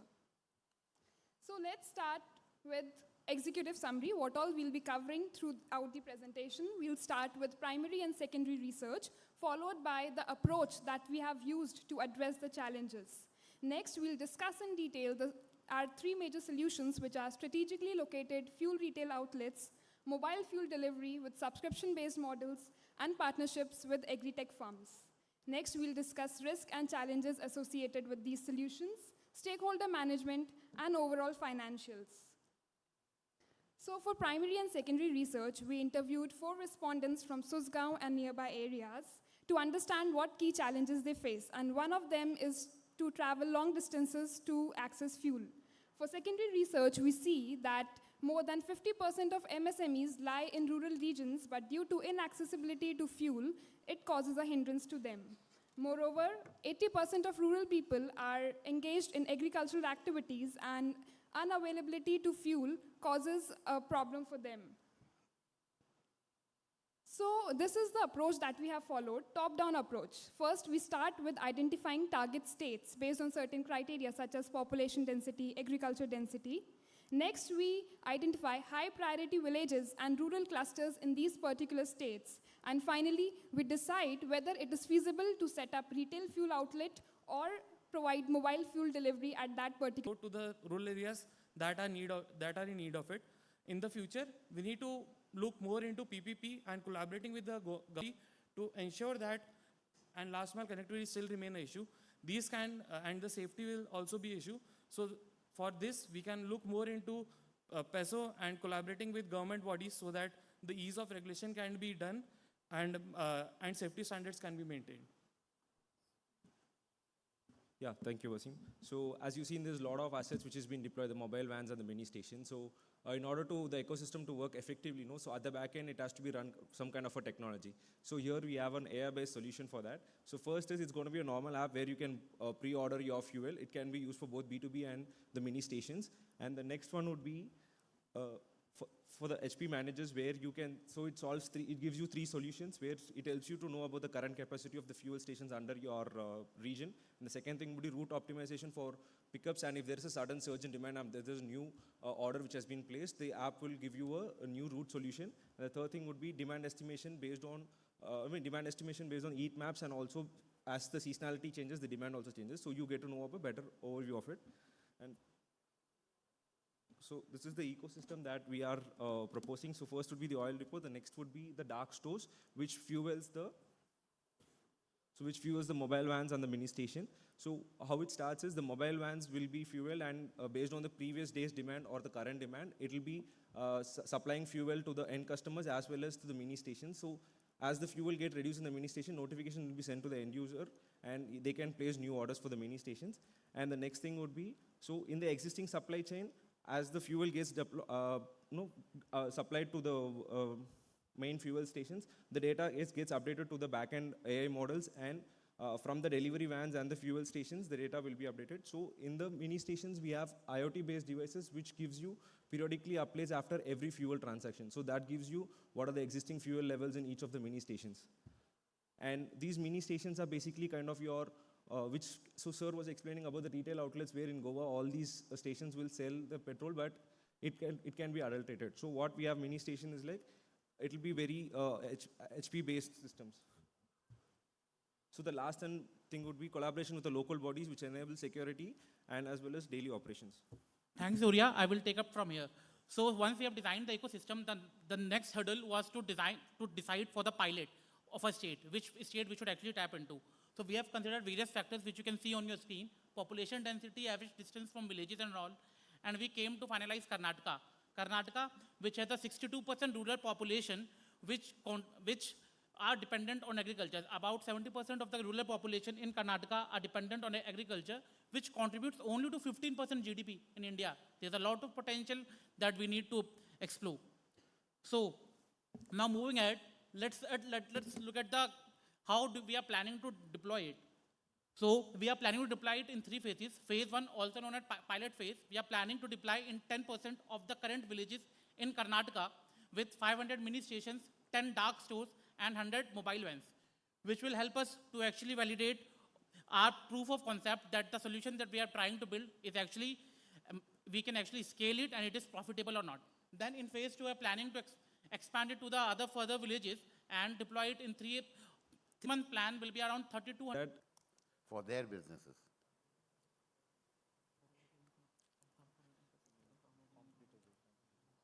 You are talking of mini station, automobile companies have already established e-outlets, I'm sure commercial vehicles, tractor industry, developed infrastructure there, which can be easily hooked up as per your idea, potentially with the HPCL, isn't it?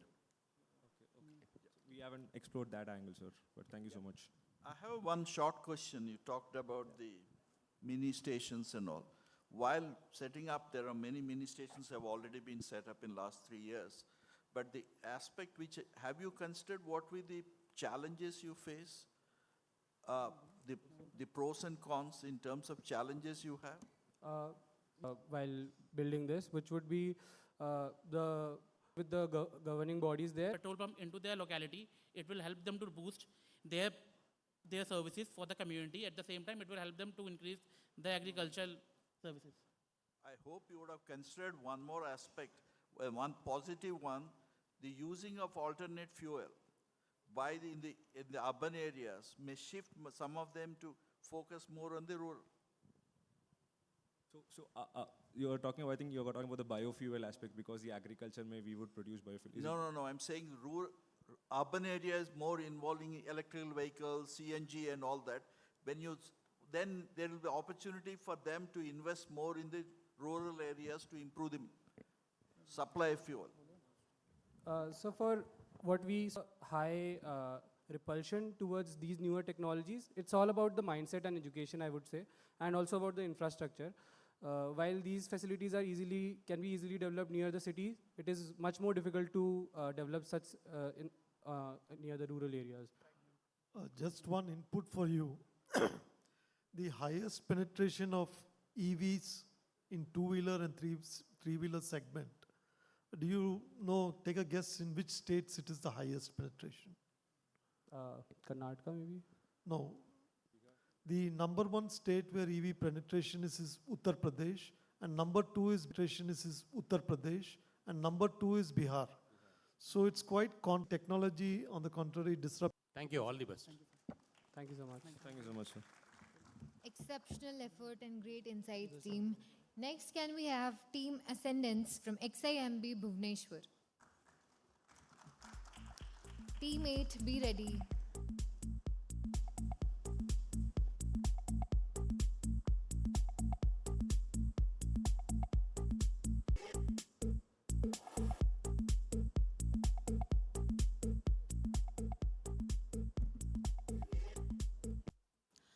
Good afternoon, everyone. We are Team Ascendants from XIMB with our presentation on the green energy track.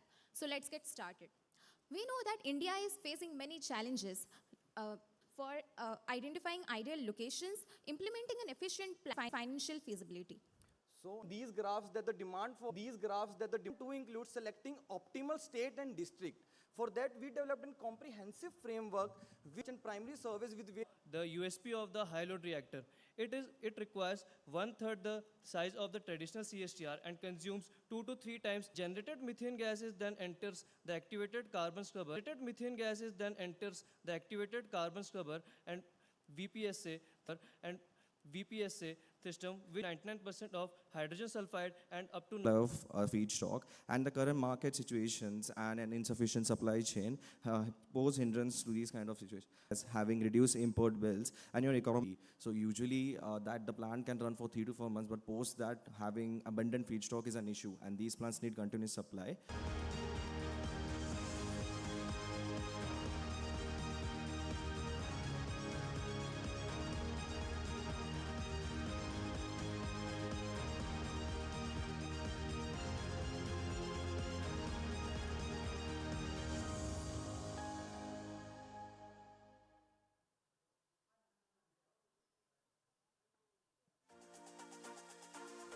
What is the spirit of belongingness? It is a shared spirit. It's about being accepted for who you are. It's about showing up and letting yourself be seen for who you are. It's about speaking from your heart and not being fearful about it. It's about being imperfect and owning those imperfections gracefully. It's about being valued for your contributions and appreciated for your presence. For more than 50 years, HPCL's strong sense of belonging has driven us to be crucial partners in transforming India's energy landscape. Gain access and use cutting-edge technology to drive innovation and enhance energy efficiency. Be a part of pushing the digital transformation further. Join us at HPCL, where your safety is our priority.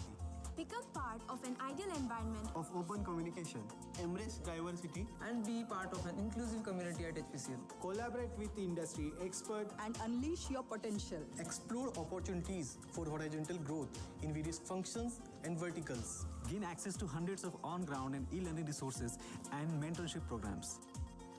Your hard work is not only compensated, but also celebrated and recognized. At HPCL, we truly value our employee. The company is committed from the very beginning towards your goals.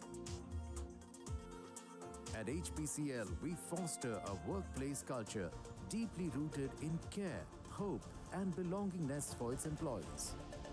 With robust support systems, comprehensive benefits, and opportunities for growth, we ensure that every employee feels valued and empowered.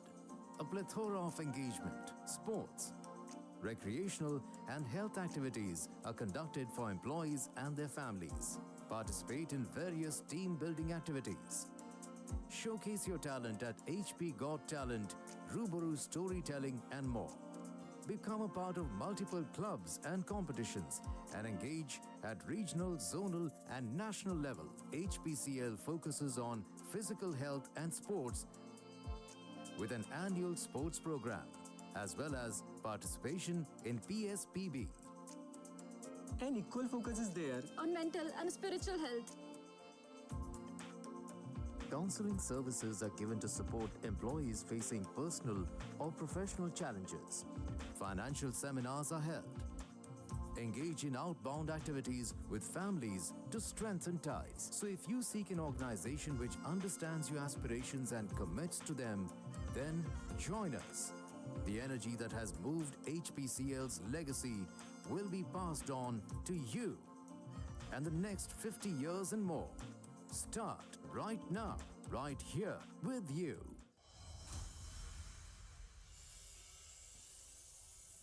Please have a seat, Hindustan everyone. Petroleum We'll Corporation start soon.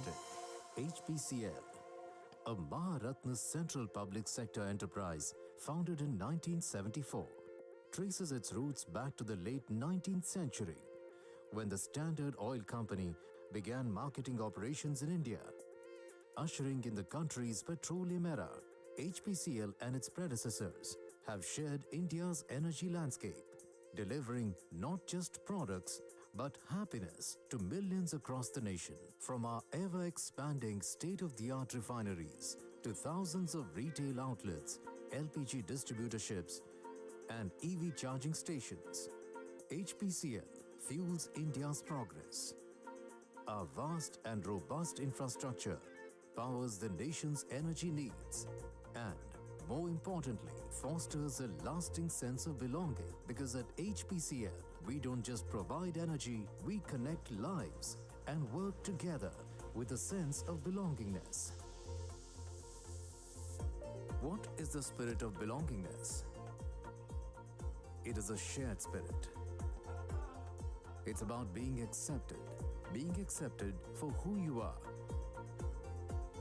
It's about showing up and letting yourself be seen for who you are. It's about speaking from your heart and not being fearful about it. It's about being imperfect and owning those imperfections gracefully.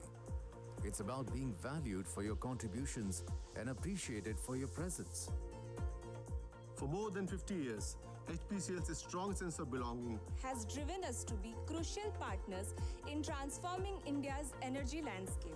Presenting solutions that are lighting up possibilities, bringing about prosperity,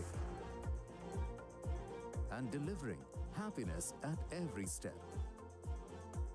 And HPCL has continued to do so with several key mega projects. It modernized and almost doubled the refining capacity of our major refineries. To make sourcing and marketing of natural gas easier, HPCL built. Hi everyone, welcome back. Fine, all seated? Team 9 ready? Okay, so we've already seen some of the remarkable ideas in the first half, and now 7 more teams. They're set to showcase their solutions. The stage is yours. So let's begin. Team 9, that's P45275 from Irma, Gujarat, all the way from Anand. So kicking off part 2, this team believes that the future belongs to those who dare to rethink their present. Let's welcome team number 9. All the best.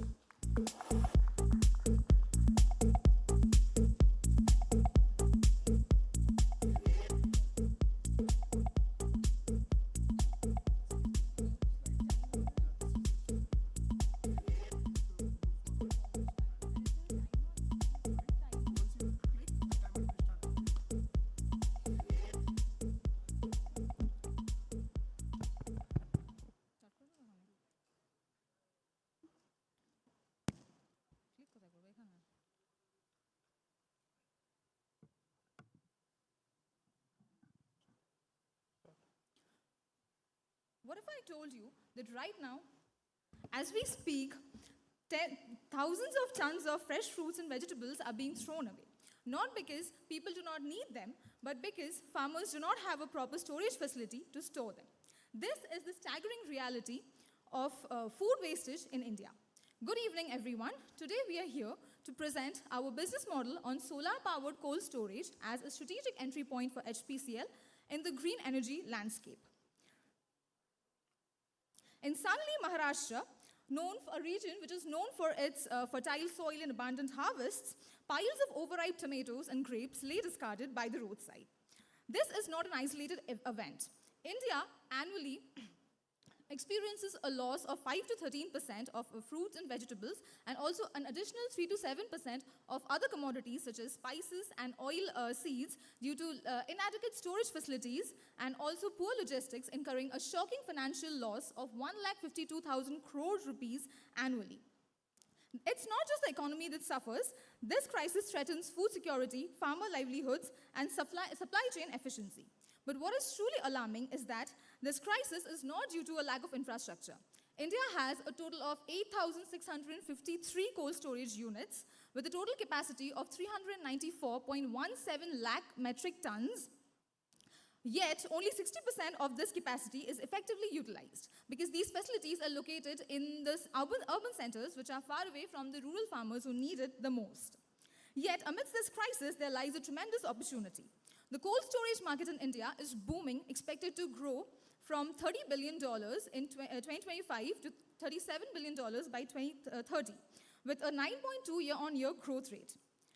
For farmers, a cost-effective and accessible cold storage solution can be life-changing, and that is exactly what we are offering. Our solution is solar-powered cold storage designed specifically for rural India. Instead of relying on expensive diesel-generated refrigeration, these units run entirely on solar energy, making them both affordable and sustainable. Farmers can store their produce at minimal costs, and their location near the mandis and high-yield farming hubs make sure that not much is spent on transportation. But the innovation doesn't just stop here. We are also focusing on alternative fuel development. Cold storage facilities generate significant amounts of agricultural waste, such as fruit peels and crop residues and organic byproducts, which otherwise would go unused. We can convert these things into biofuel and CNG, which might provide an additional revenue stream for the farmers while making the system even more energy efficient. What is even more exciting is that our solar-powered cold storage units generate excess energy during peak sunlight hours. By integrating electrolyzers, we can convert surplus solar power into green hydrogen, further strengthening India's transition into renewable energy. So to ensure financial sustainability, we have structured our business model to be both scalable and farmer-friendly. Our business model basically works in two ways. The first one is where farmers pay a minimal fee to store their fruits and vegetables. The second one is where the FPOs go for a subscription-based leasing model, where large-scale storage would work and take place based on the required demands and seasonality of the products. National organizations and schemes like NABARD and PM Kusum provide low-cost financing and government subsidies to help farmers get started. This entire model would ensure both affordability and accessibility. The best part of our entire plan is it is verified by the primary target consumer groups that it would be catering to. So we surveyed around 70 plus farmers, where around 94% of the farmers were really excited about our plan. We also reached out to Sahidri Farms, that is one of the leading FPOs of our country when it comes to fruits and vegetables. And even based on our conversations with them, they were really excited about our business model as well. So coming to our target cities, the target cities would be basically based on two basic criteria. The first one would be obviously high agriculture density regions, and the second one is lack of sufficient infrastructure when it comes to cold storage facilities. So any idea that is in its nascent stage basically requires a great set of partners to achieve its final goal, which is why to build this ecosystem, we would be collaborating with different providers and distributors. Companies like Ecozen Solutions and SunGrow Power Supply will provide advanced solar-powered storage technology, while companies like GATI and Snowman Logistics will handle transportation and distribution. Ninja Cart and DHeart will ensure efficient farm-to-market connectivity, linking stored produce directly to the buyers. These partnerships are crucial to bring our dream into a reality. Our approach begins at the village level, where we establish small-scale cold storage units near key agricultural structures. These units provide immediate access to cooling, preventing early spoilage. However, storage at the village level alone isn't enough, so we connect these units to regional hubs in Nashik and Solapur, where high-capacity cold storage centers serve as consolidation points. To ensure perishable goods reach market on time, we partner with TCI and Gati for last-mile delivery, transporting produce directly to cities like Pune and Mumbai. Big Basket and Amazon Fresh further streamline direct-to-consumer sales, reducing middlemen and increasing the farmer profits. Bridging the gap between farmers and storage requires seamless farm-to-logistics solutions, for which we resort to local transporters like Gajanan and Bharat Transport, which will ensure smooth collection of produce, while cold chain integration with Snowman Logistics will maintain temperature-controlled transportation, expanding our network into urban markets as well. None of this works without proper maintenance and support. So we will collaborate with Vistar Solar Energy for solar installation and upkeep. And to address the distribution challenges, we will begin with the pilot deployment of 50 solar-powered cold storage units, which allows us to test 500 units nationwide. Beyond storage, we integrate biofuel and CNG production at cold storage hubs, converting agricultural waste into clean fuel, reducing the diesel dependency, and creating new revenue streams for farmers. Simultaneously, we introduce green hydrogen production using surplus solar energy, testing its application in farm equipment and transportation. This initiative is strengthened through partnerships with organizations like Praj, Ninja Cart, Gati, DeHaat, Ecozen, which ensures the seamless execution and farmers' adoption. Thank you, Hannah. Now let's dive into the financial analysis of our business model. For the cost projection, we have broadly considered three categories. First is capital cost, second is logistic cost, and third is operational cost, which is increasing year on year because we are expanding. For the revenue projection, as Abhishek has mentioned, that we are having three broad revenue models. First is pay-per-use revenue, second is subscription revenue, and lastly it is value-added revenue service. We are expecting to reach break-even point in year 4 as our operational efficiency stabilizes the cost and our revenue model outpaces expenditure. We have also considered sensitivity analysis, and we have also considered different expansion metrics. For coming to this financials, we have developed different models. First, we have considered income statement, second, balance sheet, cash flow statement. We have also taken different assumption, that is income statement assumption, fixed asset schedule, this all. To conclude, this is just not an infrastructure project. This is about bringing revolution in India's agriculture supply chain, empowering farmers and leading the way in renewable energy innovation. Time to act is now. Let's build a future where no harvest is ever lost again. Thank you.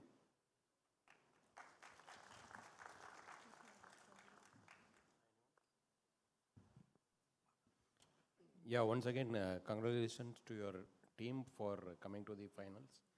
See, there are broadly only two concepts you are given. One is cold storage. Requirement of cold storage is known. Second is providing renewable power for that cold storage. Now, even without renewable power, solar power, will cold storage be not profitable?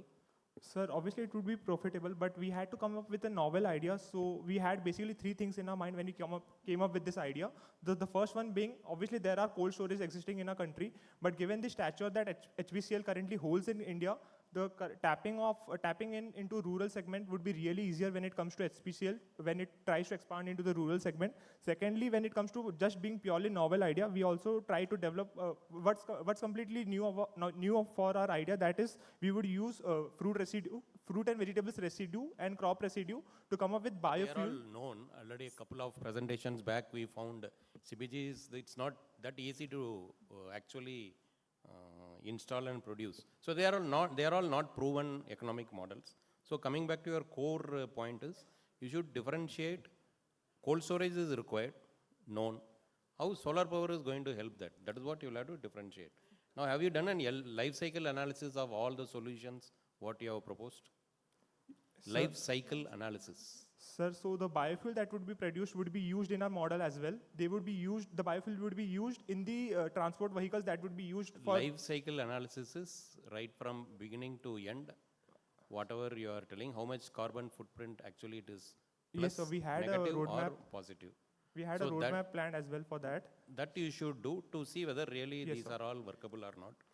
To have a cold storage, solar power alone is not required. With any power we can do. So that is the point I was trying to tell. Sir, if I can add a point, we had a village fieldwork segment where we went to Jharkhand for 2 months, and we were staying in a village where we realized that the village experiences power cut for almost 8 to 10 hours a day. And Jharkhand has an abundant production of potato.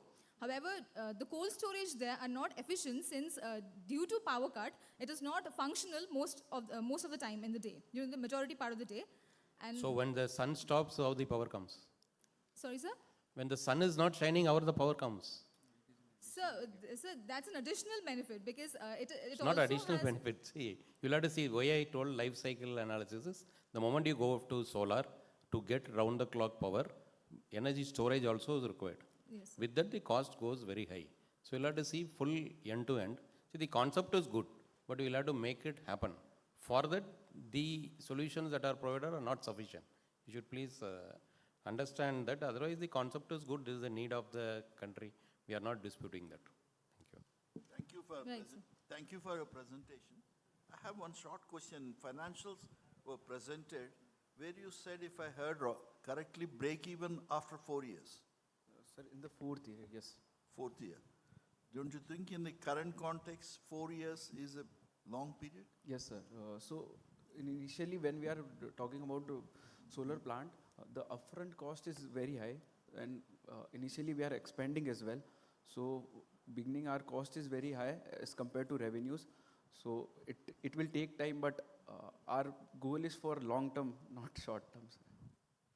Okay, you talked about creating the right kind of collaborating with partners and creating that ecosystem, right? Yes, sir.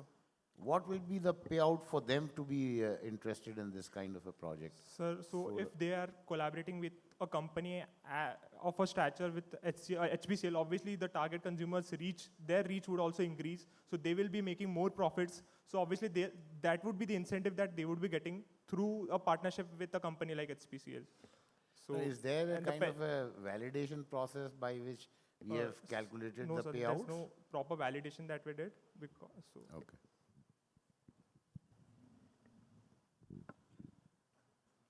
Okay, thank you, sir. Okay, thank you. All the best.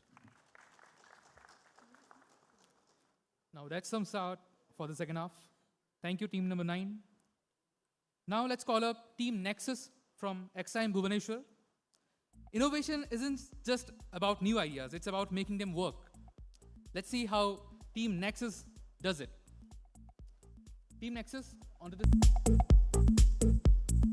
Number 1, it aligns with HPCL's goal under the Paris Agreement. Secondly, CCUS captures up to 95% of CO2 emissions. It prepares HPCL for future carbon capture.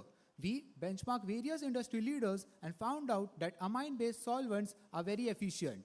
All our solutions hereafter are backed on the basis of strong primary as well as secondary research and have a strong proof of concept. Now, let us understand the capture technology that we will be using. We propose to use rotating packed bed technology as it is 10x smaller, 20 to 25% more cost efficient, and aligns perfectly with HPCL's ideology of retrofitting it to current refinery infrastructure. Now, we have selected hydrogen generation unit to be our exit source for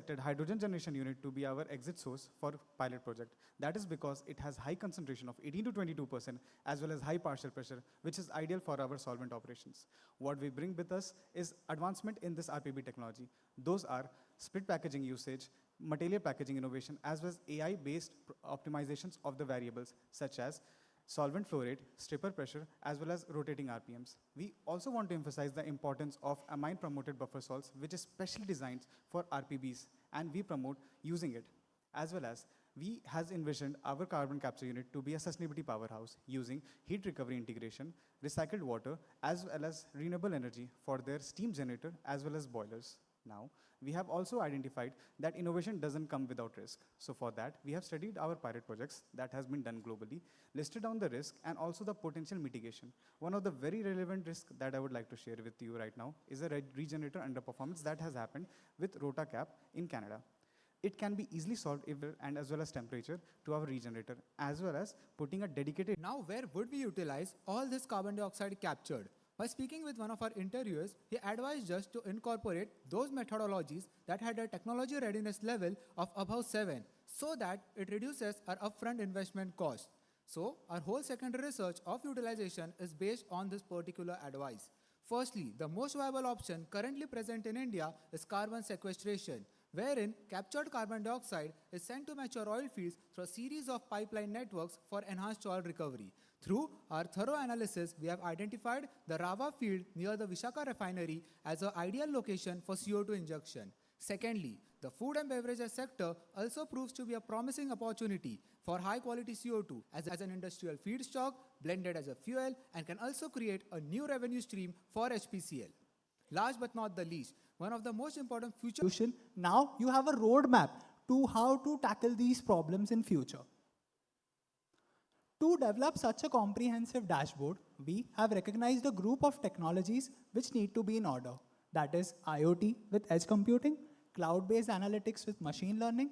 Upon research, we have understood that HPCL has upgraded to SAP HANA S4 system. We propose to be a part of it. With backing technologies such as DCS and Maximo, we believe our dashboard will be a success. Now, understanding that we have planned to conduct our pilot project because it helps us understanding the expertise that HPCL would be needing for its operation as well as technical execution. For that, we have done a detailed study mapping out different stages of our pilot project, including development, supply, construction, operation, as well as scale. In this, we have detailed out different activities that have to be done, and against which we have mapped out HPCL expertise in their technical as well as operational aspects. Doing this, we have identified many of the gaps, which can be easily solved by external collaborations. Externalization of the process as well as the risk management. With great projects come greater risk. Now we'll be talking about the risk related to our CCUS deployment and pilot project and their mitigation strategies. What can we do about the risk of anime solvent degradation? We have advanced solvent formulations for that. What about pipeline corrosion? We'll be using corrosion-resistant materials. And what about utilization uncertainty? We plan to diversify our CO2 applications. Have we thought anything about storage reliability? We plan to conduct geological surveys. Last but not the least, economics and uncertainty? We'll be advocating for government subsidies.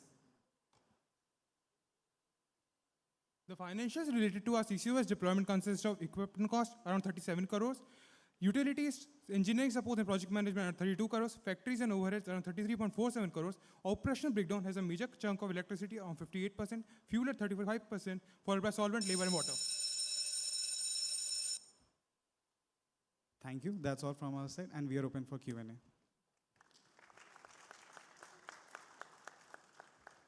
Okay, for you, quick questions. You told something called K-cap.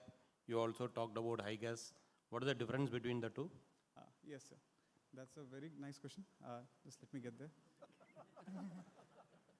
You need not go to the presentation. You can tell what is the difference between the two. Exactly this diagram I'm usually using to explaining you. High gas is one of the technology that HPCL itself has developed and has a patent. It's a technology of how we can use an RPP. Now, and K-cap, what is K-cap? K-cap is a technology developed by, it's a technology from HPCL and being marketed by KBR from US. It has so the what is the license. difference? Huh?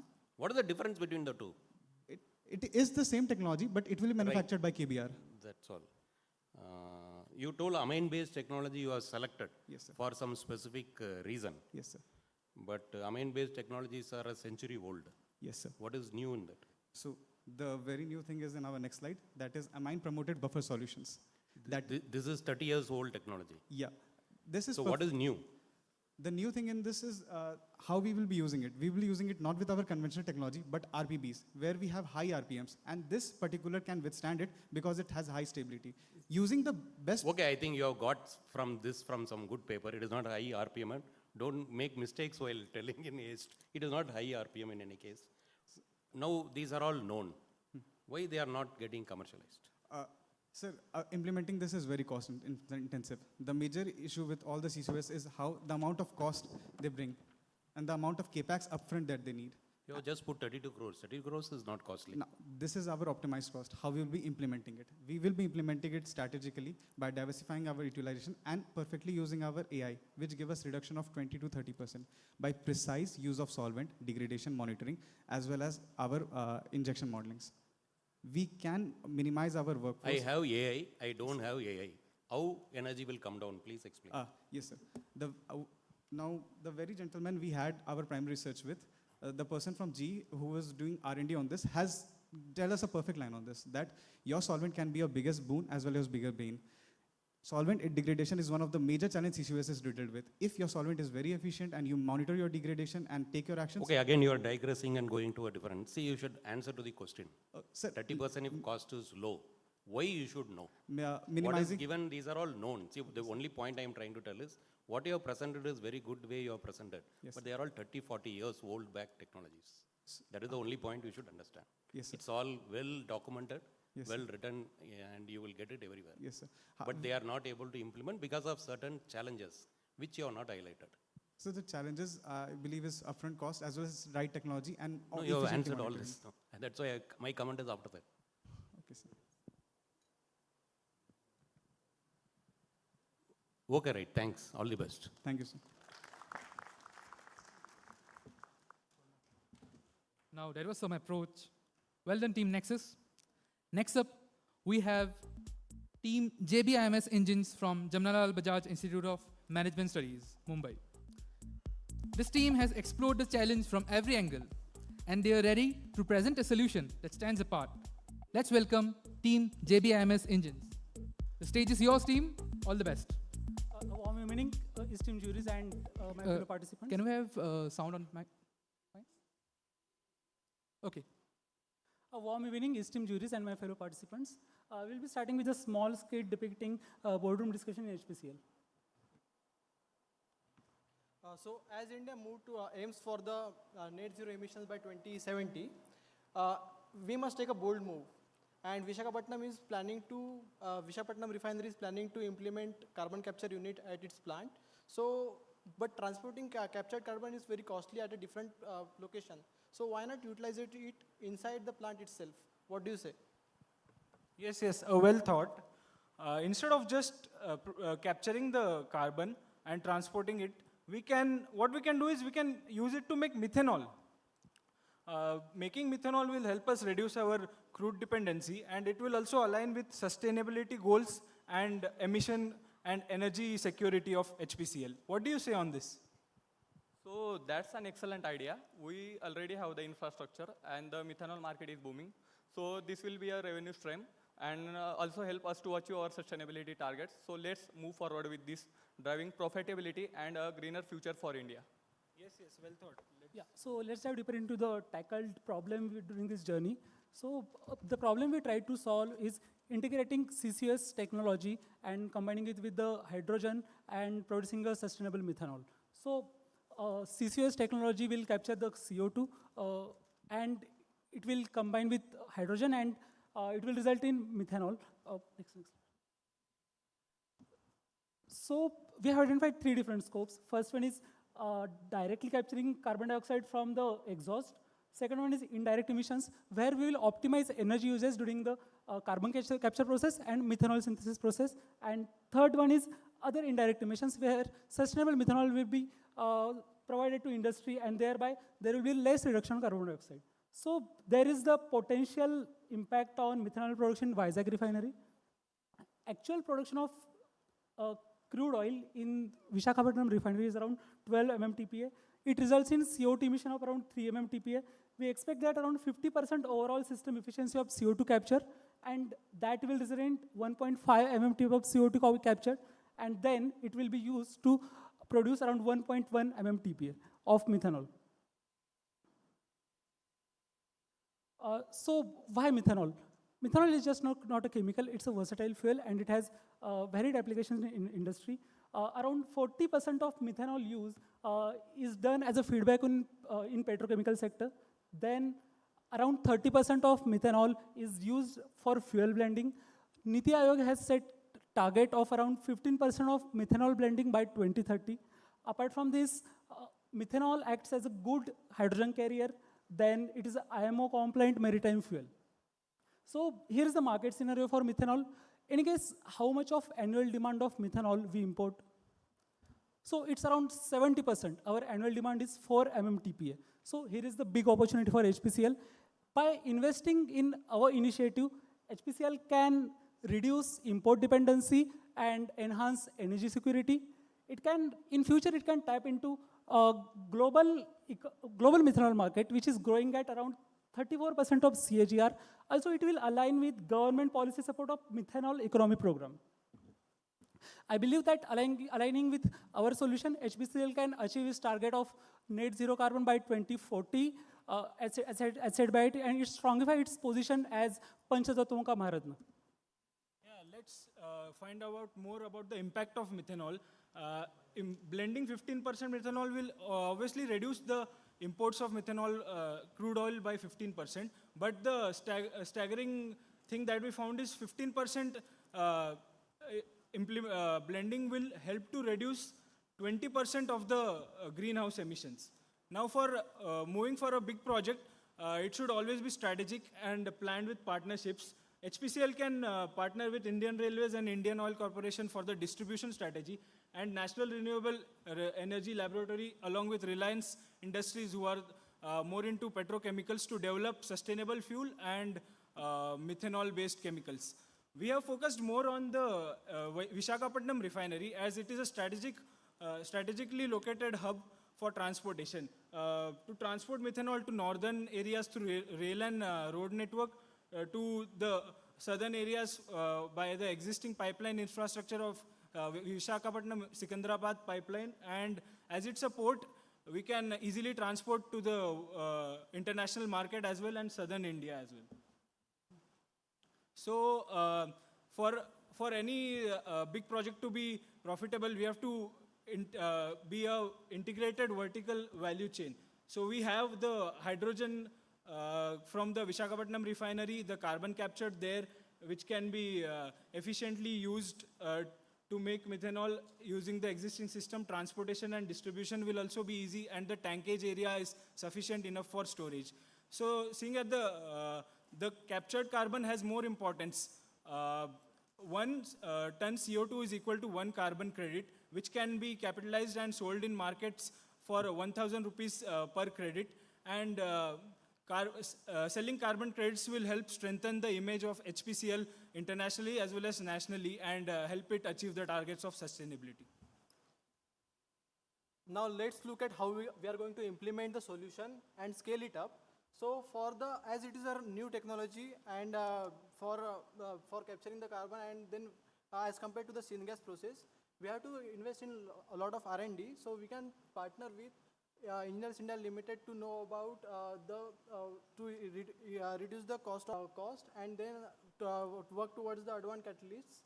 And for that, we can set up a pilot plant of 10 TPD, with which we can know about the viability of our proposed solution. And we also know about what is the market for methanol, and the recognition of HPCL in the Indian consumer as a methanol producer. So this is the 5-year financial projections of our pilot plant and the way forward that we are going to do as we scale up to 100 TPD at the Visakhapatnam refinery. So in the initial first 2 years, we will be having a net revenue of 10 crores with a net PAT of around 4 crores. And we will be achieving a break-even in the 4th year with the scale-ups in the Visakhapatnam refinery at 100 TPD. And the scalability will increase with a surge of 900% because of the economies of scale.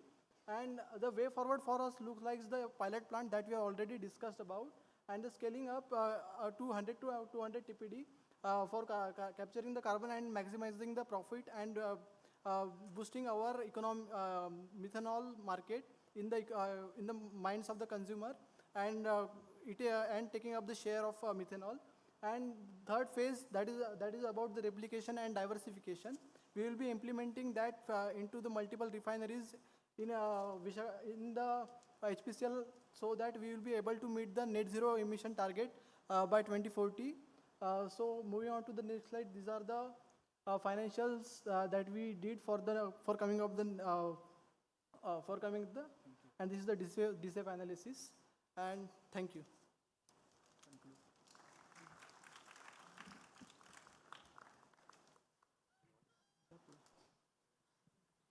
Yeah, once again, compliments to your team also to come to the finals.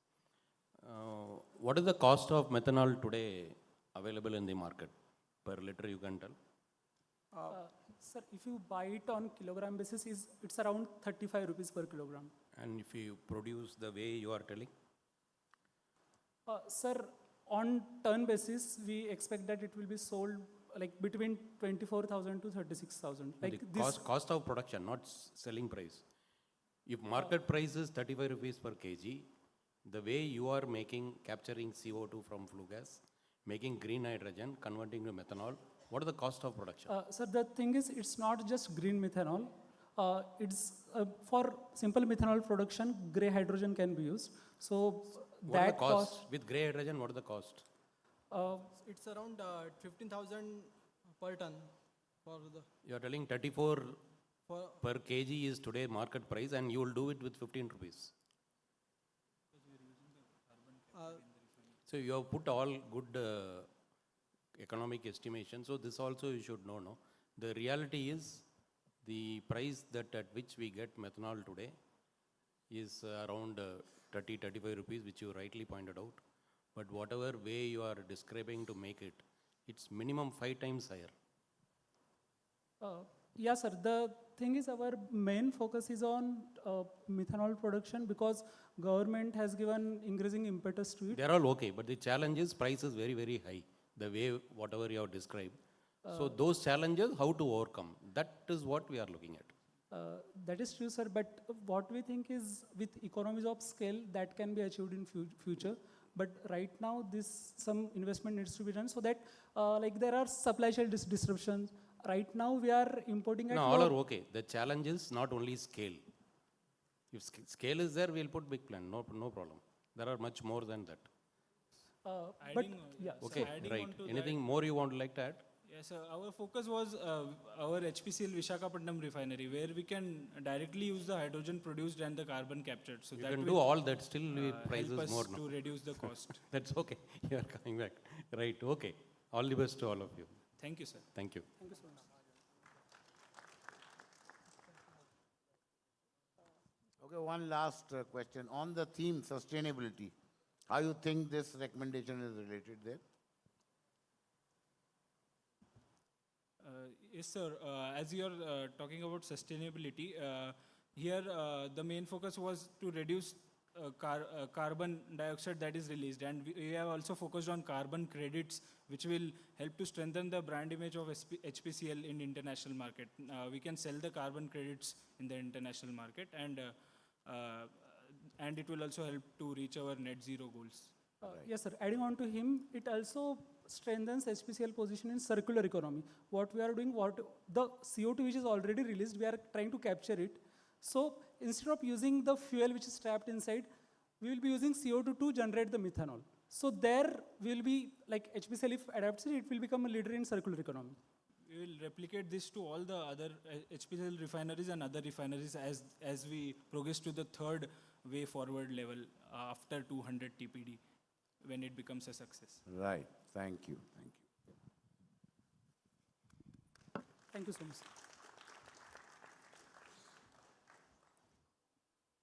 Brilliant insights and execution team. Now I call upon team number 12, PGP24.Akhilesh from SPJI MR.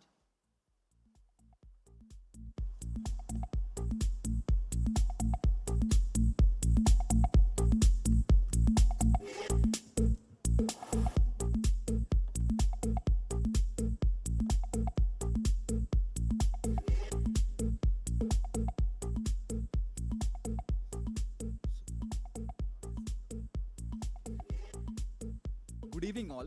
We are from SPJMR, and in line with our institute's vision of advancing wise innovation, we are here to present a roadmap to create a sustainable future at HPCL. As we all know, HPCL is mainly engaged in downstream operations, and they've taken an ambitious target of abating 7.9 million metric tons of CO2 equivalent by the year 2040. We truly believe that carbon capture utilization and storage, CCUS, is one of the most important enablers in this project. Why do we say so? Firstly, oil refineries fall in the segment of hard to abate, where emissions cannot be eliminated by electrification alone. Secondly, India's oil demand, despite the advent of EVs, is expected to rise until the year 2040, which means we have to figure out a way to make fossil fuels in a more efficient and cleaner way. Methane reforming units. Now, the CO2 which has been extracted, it can either be sequestrated, as in it can be injected deep down into a depleted oil field, or it can be converted into various commercially viable products. As such, it can be used for enhanced oil recovery, where the CO2 is injected into an oil field, and research has shown that it increases the oil recovery by 15%. It can either use for the production of chemicals like urea, acrylates, polymers, or formic acid. It also acts as a raw material for mineral carbonation for the production of calcium carbonates or magnesium carbonates. It's also used for the generation of biofuels, as in the generation of biodiesel. Going by the India's commitment of 5% biodiesel blending by 2030, there is going to be a growing demand of biodiesel. Now, looking at how CCUS can be implemented for HPCL, the various Indian oil fields and refineries, if you look at it, it can be clustered into 3 different clusters. Cluster 1 being the Mumbai High region, cluster 2 the Krishna Godavari, and cluster 3 is the Assam region. Now we are planning on the Krishna Godavari region because of the high potential for oil recovery. Along with that, the HPCL's Visakhapatnam refinery, located in this region, has easy access to various industrial hubs like Chennai, Bangalore, Amravati, and Hyderabad, where we can actually sell this CO2 commercially. Now, the CO2 produced can also be transported via pipeline to the various EOR sites nearby the HPCL refinery. Let's now go through a few successful cases of CCS and what HPCL can take from it. The first is one of the oldest and the first commercial CO2 storage project, the Sleipner project of 1996 in Norway, which showed that economic incentives, like being able to avoid the Norwegian CO2 tax in this case, would make CCS an economically viable option. Moving on, we have the 2015 Shell Quest project in Canada, which even though it captures equivalent emissions, so there was a delay of 2 years in the CO2 injection. This project highlights the need for pre-project planning in order to avoid such delays and also take adequate measures to mitigate any adverse impacts on the local ecosystems. We've also explored carbon capture as a service through the Northern Lights project in Norway 2024, which essentially aims to develop the world's first open source CO2 storage and transportation. Research papers and the latest NITI Aayog report on CCUS. All the rates here mentioned is adjusted to inflation. We have 3 scenarios modeled here. The first scenario, HPCL is natively implementing the CCUS solution, wherein they will have to bear the CCUS model is the groundbreaking. If you look at the financials, we can see that 2042 is the break-even point for the first scenario. For it, we can say 4 years. Whereas at the same time, if we go to the latest one, which is 2031, now we have to understand that when a project of this scale is going to be implemented, we have to do a pilot testing, for which we will require 4 years. So the pilot testing will be done from 2026 till 2030, post which we will be implementing the CCAS as a service in the industrial scale. Now the rates mentioned here, estimated capex 161 crore and OPEX 27 crore is for the pilot project, which is based on the calculation we have done for 20 years. Now, what are the risks associated? This is all the concepts mentioned here is based on theoretical concepts. We have to implement it practically. And for that, we will require 4 years. The government infrastructure is also not available. We also need to develop a market wherein we can sell this carbon. The final one, we will have to ensure that we are making tailor-made solution because each refinery has its own demands, for which we are choosing Visakh plant because they are already going a modernization project. Now, moving on to the key challenges and the strategic enablers for this project. As obviously discussed, one of the major challenges is the high capex and the high opex that will be needed to deliver this project. The best way for this is to collaborate with the carbon capture as a service provider, a CCAS provider, which will basically eliminate our upfront investment. An option for this is the Messer Group, which is the world's largest privately owned industrial gases group, which has its own brand called Z-Carb, which provides CCAS solutions. Another major challenge is the lack of a supporting ecosystem. To avoid that, we promote the use of a hub and cluster framework that is developed by NITI Aayog, wherein there will be a hub and all the producers across different industries will transport their CO2 to this hub, and then any customer who needs it can then take it from there. The rate of oil, which is like a CAGR of 3%. So it's going up, and we will be able to take... No, I think you have not understood what is LCA. It's no problem. You can note down and later on know about it. And so entire capacity for capturing 4.1 million metric tons per annum. So that is going to continue from 2040 to 2050. I told no problem. No, you can find out what is LCA and learn about it. It's okay. It's too early to know about those things. But I am only giving you a way forward that these things also you should learn and bring it. CCS is what you have been promoting, I mean in your presentation. So when you are just going to do a CCS. So CCAS, carbon capture as a service. So somebody has to take it also. So yes, that is the so point. here we require the government intervention, and it's like taking a leapfrog. Someone has to take the initiative. HPCL being known for taking the initiatives, we'll have to set up an ecosystem. And we have international players as well as national players coming up for carbon capture as a service. It's similar to that of the BAS, battery as a service, which was launched this year by for one of the car companies called MG. Okay, right. Anyone else? Yeah, thank you. All the best. Sure. Thank you, sir.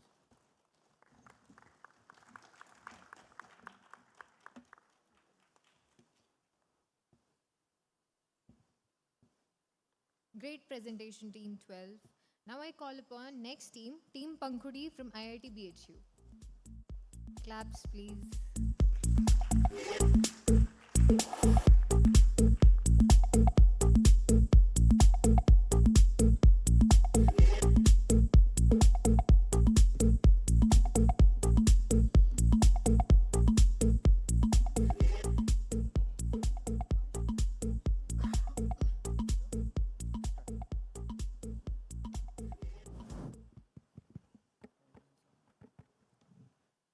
Good evening, everyone.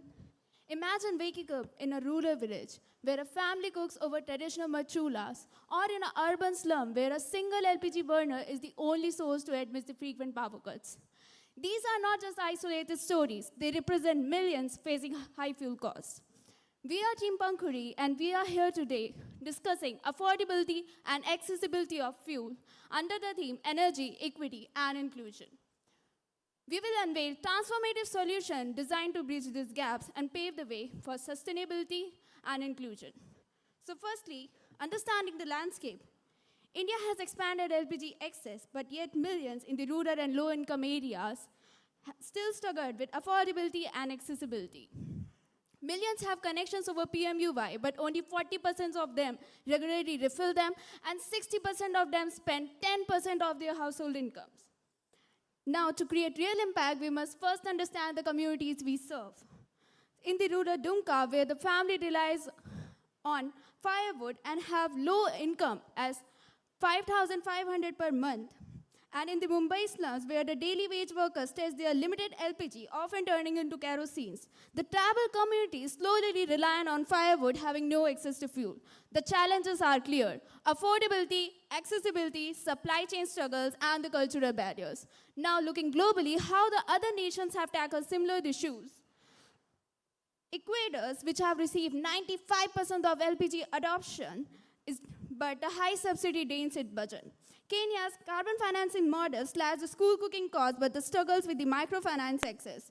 Indonesia's kerosene to LPG shift made urban gains, but yet the rural supply remains a challenge. So, India's HPCL initiative with growing CBG ecosystem faces affordability gap. To solve the challenges discussed, we are proposing 4 solutions. So starting with the first solution, decentralized micro-refilling networks managed by Women SSG, a women-led SSG-based LPG distribution network that replaces bulky 14 kg cylinder with portable 2 to 5 kg refillable containers, making it accessible within half a kilometer. Here is how we will make it work. We will establish micro-refilling station, each serving 500 of households using IoT-enabled smart cylinders and the blockchain-based supply chain to ensure the transparency. Households can replace prepaid offers via SMS or an app. Even in the low network areas, it may be done by e-rickshaws delivery within 48 hours. By this, we aim to empower 5 lakh of women. Urja Sakhis, equipping them with safety, inventory, and digital payments. Each SSG hub potentially generates income per member, creating direct jobs while ensuring last-mile energy delivery. By 2030, we aim to cover 25,000 of villages across 115 districts, scaling from 2,500 hubs in year 1 to 12,500 hubs by year 10. Now the second solution comes: mobile fuel dispensers with the offline voucher system. A fleet of 10,000 GPS-enabled mobile dispensers bridging subsidized LPG refills directly to millions of the households across PMUY districts. We will enable affordable, portable, and delivered within a week. Here's how it will work. We employ trucks with 1,000-liter certified tanks, ensuring safe mobile distribution, prepaid paper voucher issued at ration shop and valid for 7 days, and also AI optimizes delivery routes, cut the cost from 30 to 18 per cylinder. 30% of dispenser will be managed by women. Women and 60% from the SC/ST communities will be trained as operators and drivers. Dispenser will be deployed in Naxal-affected districts, ensuring inclusion, and by 2030, we scale from 500 dispensers in year 1 to 1,250 by year 10, covering 25,000 villages.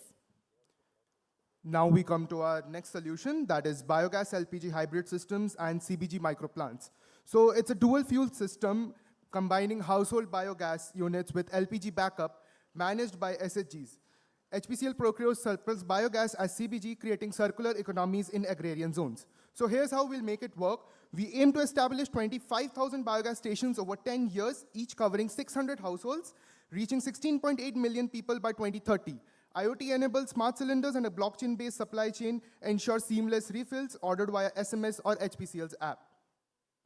Biogas Sakhis will be trained in safety, inventory, and digital payments. 50% of microplants are allocated to female SHGs, ensuring 80% participation from marginalized communities.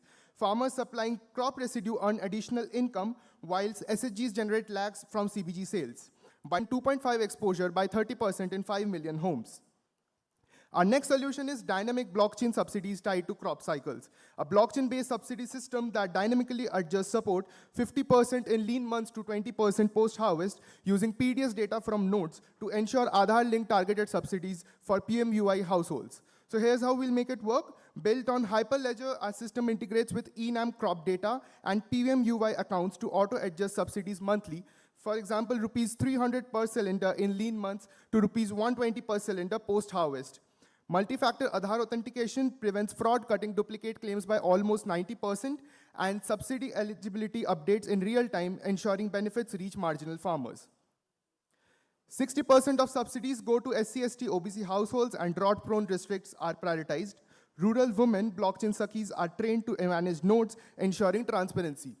By 2027, we aim to achieve 100% dynamic subsidy coverage for PMUI households and save up to rupees 3,000 crores annually by preventing leakages. Now, among the solutions, decentralized micro-refilling networks stand out as the most cost-effective and accessible. With government support, these networks are set to break even within a few years, driving rupees 3,000 crore in fiscal savings. Mobile fuel dispensers, on the other hand, backed by digital vouchers and offline vouchers, offer a fleet-based model that improves last-mile delivery. Biogas LPG hybrid systems and CBG microplants take a circular economy approach, converting farm waste into clean fuel. Blockchain-based dynamic subsidies ensure that support reaches those who need it the most at that moment. Now we come to the implementation of solutions. In the short-term goals, we lay the foundation, setting up micro-hubs and training women-led self-help groups in safety and digital payments. In the midterm goals, the expansion kicks in. SSG-run e-rickshaw delivery scale-up and AI optimizes fuel distribution. Now we come to our long-term goals. In the long-term goals, full transformation is achieved. PDS blockchain nodes manage subsidy flow. LPG and biogas supply chains merge, making energy affordable and accessible for all. So now, what is the big picture? No single solution can solve this challenge alone. Together, they create a resilient, inclusive, and future-ready LPG ecosystem. It's a pathway to energy equity and long-term economic empowerment. Thank you. Now we are open to questions.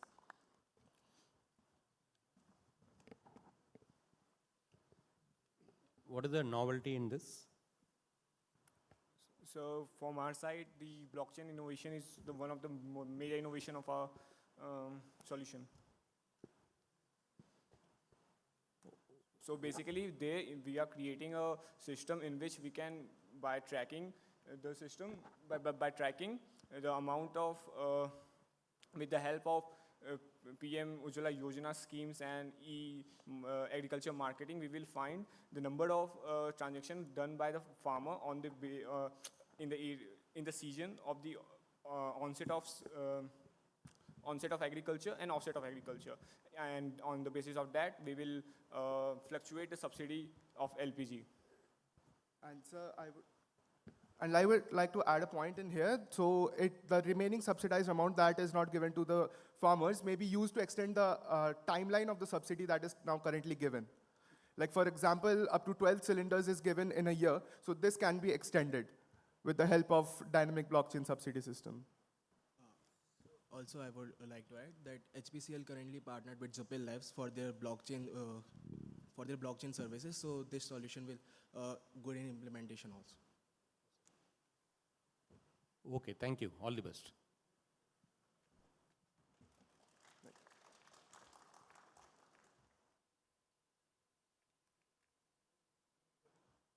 Thank you, Team 13. Now let's call upon the stage team number 14, PGP 24, Sabyasachi from SPJIML. Team 14. With a bold vision and a fresh perspective, this team is ready to challenge conventional wisdom. Please welcome team number 14. The stage is yours. All the best. Good afternoon. Good afternoon to one and all present here. We are Team PGP24 from SPJMR Mumbai, and we look to empower villages with our last mile LPG access solution. We see that the core of the problem is that the share of consumer with LPG home delivery is just 84% by rural distributors compared to about 95% for our urban distributors. What this results in is that there are just a median of 4 refills being consumed annually by our rural consumers compared to about 7 by the urban consumers. This means that the LPG connections, which are about at the saturation point, are not really indicative of its sustained use by the consumers. Hence, the problem is one of fuel stacking, wherein the rural consumers go back to using firewood or cow dung due to the interruptions in their LPG access. Hence, our objective is to improve home delivery access of LPG, wherein we see there are 3 issues at hand. First, the density, the sparse population, the distance, a longer distance to travel for delivery, and third, the fixed commission structure, irrespective of cost. Herein, we propose a 2-part solution. The first part being a micro-distributor model, and the second part being an improved commission structure. We call our micro-distributors Indhan Sathis. Herein, imagining that I am situated in a remote village and it's present in a highly dense forest area, and my 14.2 kilogram cylinder just got over. Now I have a 5 kilogram cylinder at hand that I connect back to my stove, and I enjoy uninterrupted LPG access. Now I go forward and I inform my local Indhan Sathi that I need a refill.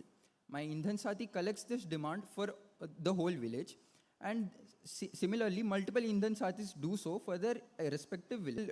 Distributor is informed about this data so that he or she can go ahead and effectively and efficiently schedule and optimize a route and a delivery schedule.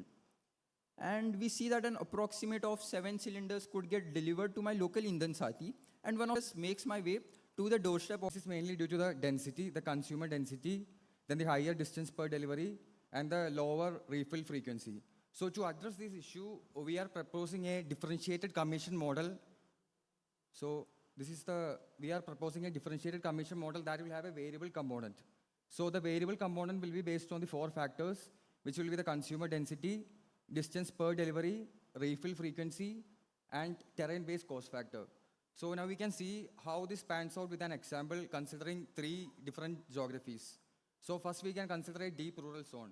So this will be a remote area with difficult terrain. So based on the inputs, the commission comes to be around 87.6 rupees, which is fairly higher than the existing system of 73 rupees. So this margin incentivizes the distributor to go extra mile to deliver the cylinders to these remote areas to those Indhan Sathis. So for a semi-rural zone, we can see that the distributor commission comes to around 74 rupees, which is closer to the current structure. And for urban, it's fairly lower, but in this case, we will be limiting the model to only the rural distributors to avoid any conflict with the distributors. And next, we have the redistribution of cost. And to your left, we have the existing delivery cost model. And to the right, we have the proposed model. And here we are considering an average rural delivery involving an Indhan Sathi. As you can see, the distributor will get a marginally higher commission, which is 36 as compared to the existing model, to incentivize him or her to go that extra mile to deliver it. Next, we have the Indhan Sathi who will be receiving 15 rupees for 1 cylinder delivered. And additionally, we are also incurring a fixed cost for a cycle which is being catered by the Indhan Sathis, and the remaining still continues to be done by the distributors. And hence, the average cost would only be 78.35. Now, this incentivizes them to go the extra mile, and thereby the refill rate also increases. Next is the value proposition, and as you can see, these are the different stakeholders that are involved, and we have the existing and the proposed model. Now, you're talking about the advantages that a proposed model brings. First is for the household, it is the uninterrupted LPG usage that they get. Next, for the Indhan Sathi, they will be earning around 450 per month, and that too by working only once per month, once a week. Next, for the distributors, they get a little higher commission for the extra mile they travel. For the HPCL, they will see a higher refill rates. And lastly, for the government, they will see that a sustained LPG use is there, and thereby a transition towards cleaner energy. Next, for the pilot implementation, we will be going for a rural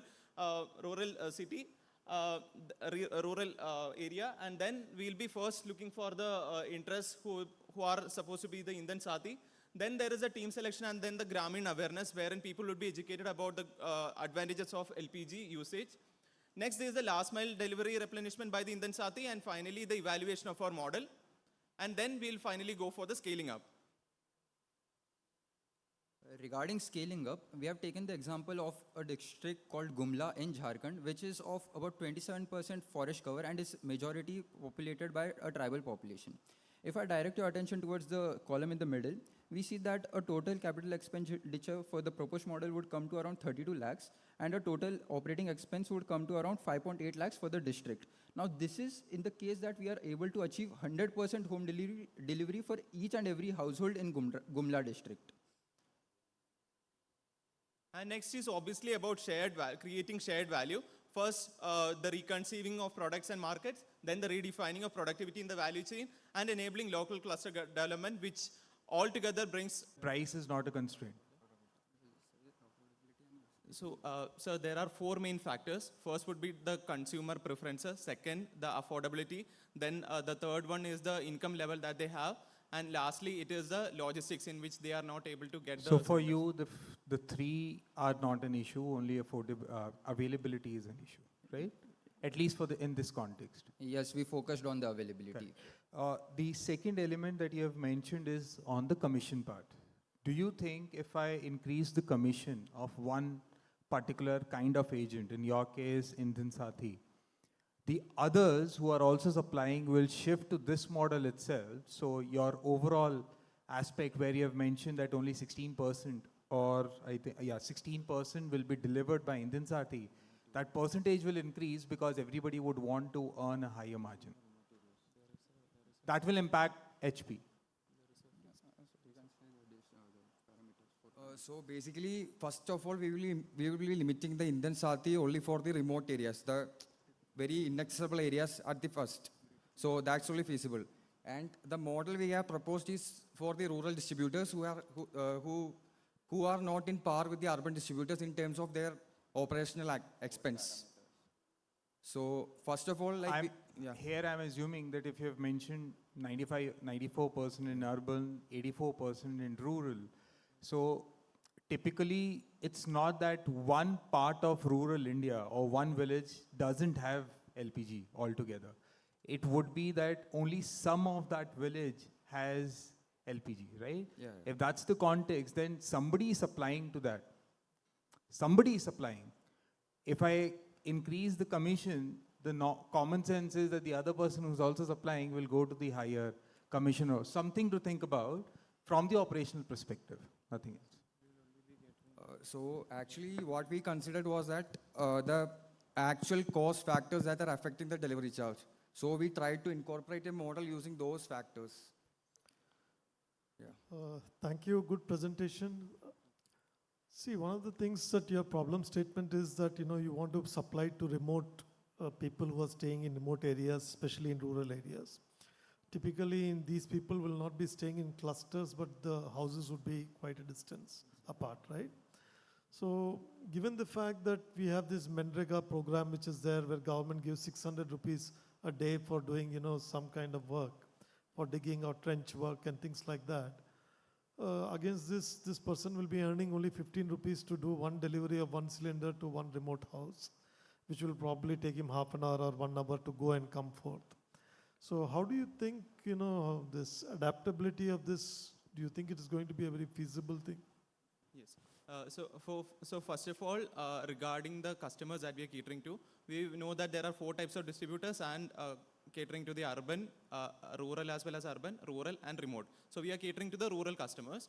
And here, so in the case of Indian Sathis, they are only required to work at least once a week, and apart from that, they will also be getting a cycle for their delivery. So they are getting advantages in terms of the infrastructure that is being provided, and apart from that, by the adoption of LPG, they are also able to get more time to find for other employments as commonly seen.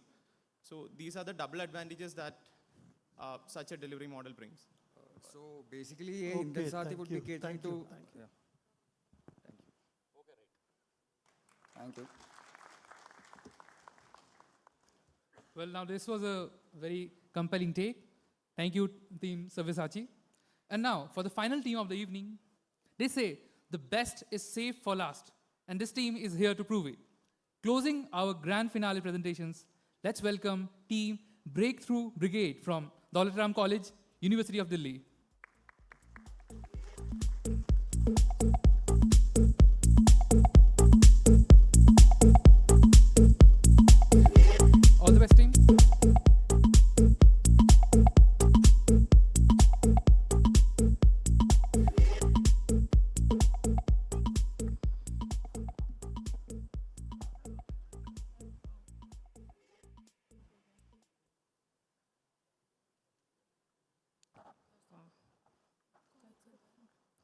Good evening, everyone. Today, we Breakthrough Brigade from Daulatram College are here to present a comprehensive, sustainable, clean energy model that drive equity and inclusion in the marginalized community. Despite efforts in marginal communities, the energy access remains at 15% with 40% of reliability gap and high energy cost and 30% of financial inclusion rate, which limits the development. So our vision is to bridge this gap and have the main goals of affordability and accessibility through main three key pillars. Firstly, energy expansion through stationary and biofuel units, leveraging AI, IoT, GIS mapping for predictive maintenance and optimized operation, introducing fuel chaos to make the biofuel accessible and affordable, making it an impactful, self-sustaining model. Secondly, we have introduced sustainable stationary biofuel model that not only promotes clean energy but also reduces waste. At its core, we integrate logistic extractors and anaerobic digester to convert the organic waste into biofuel, further refining into bio-CNG, transported to chaos for accessibility to marginalized communities. Beyond this, we have integrated biofuel-enabled cold storage to preserve the raw materials and biofertilizers to support sustainable farming. Now, introducing you mobile biofuel unit. A truck-mounted advanced waste-to-energy mechanism to make the biofuel directly at source, further refined to bio-CNG and transported to kiosk and communities, expanding to each and every village and every marginalized community. Following this, we have various challenges and mitigation strategies like diversified feedstock to tackle the waste variability, real-time monitoring, ensure efficiency. Then training and partnership programs drive community engagement. Carbon credit initiatives can mitigate our cost with the aim of promoting accessibility, adaptability in each and every marginalized community.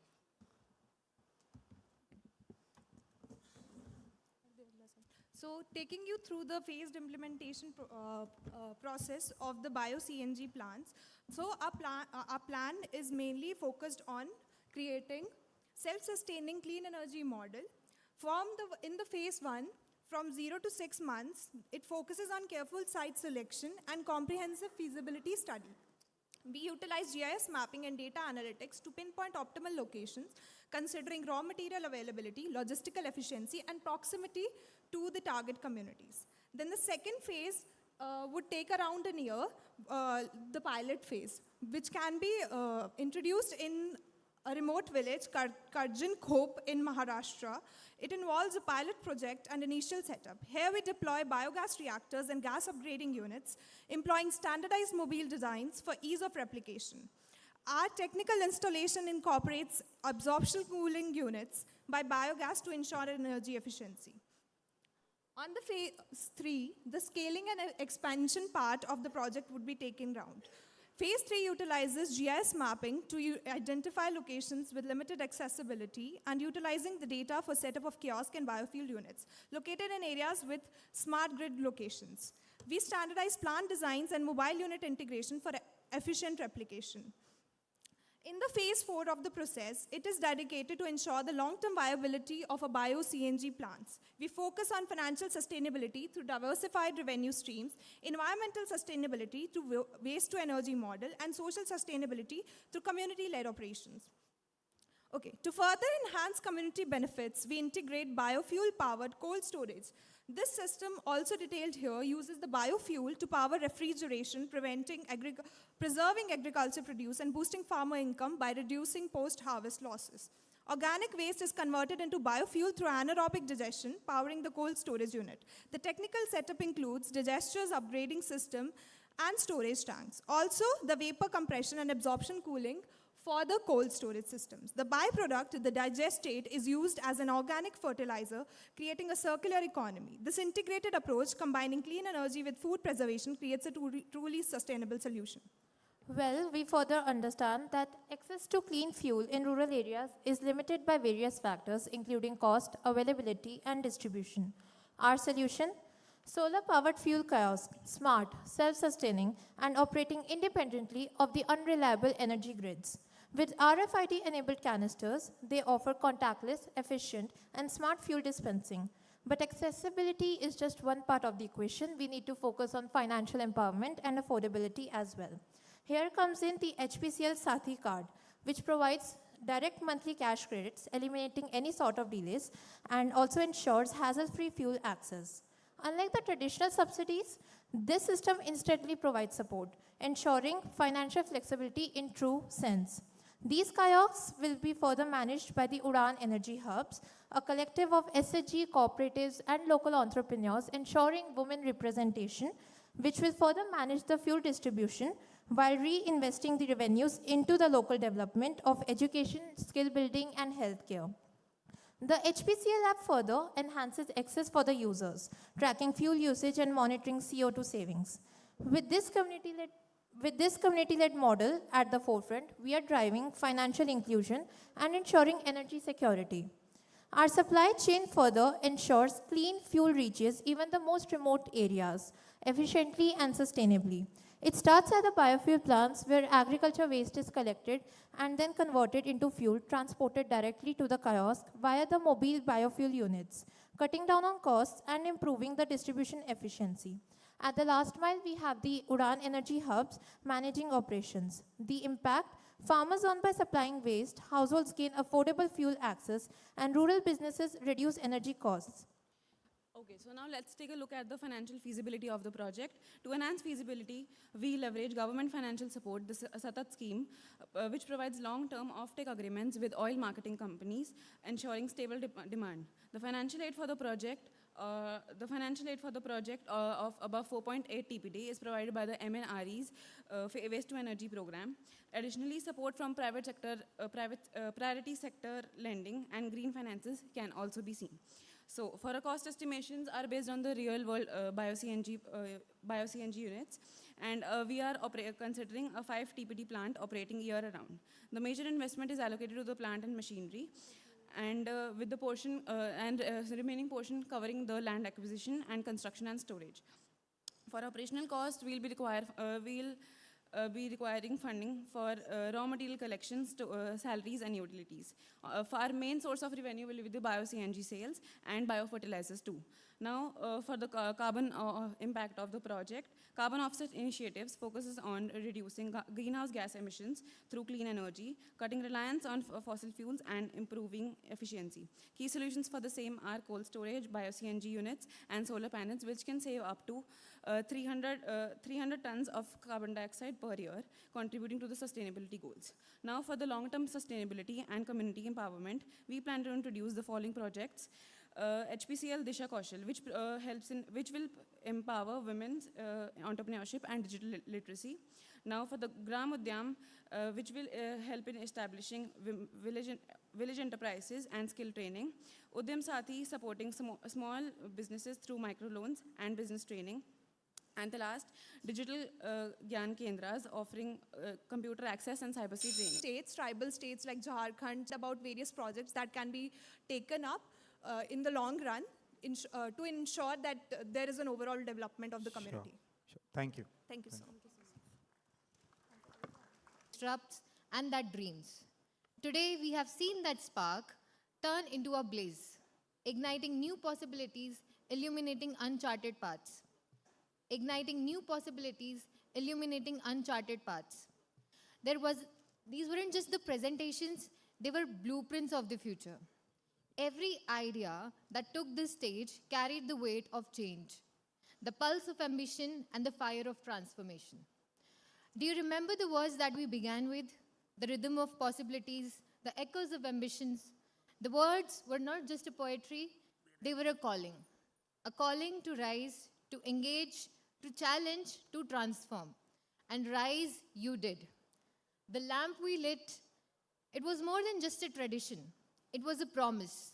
And today, each of you have added to its glow, fueling it with ambition and illuminating the path forward. This stage has not just been a platform, it has been a proving ground, where possibilities were rewritten and the future took its first breath. And now, as our esteemed jury takes on the challenge of choosing among the brilliance, let's pause and end, but to recognize the beginning. The ideas may have been pitched, but their impact, they just start right now.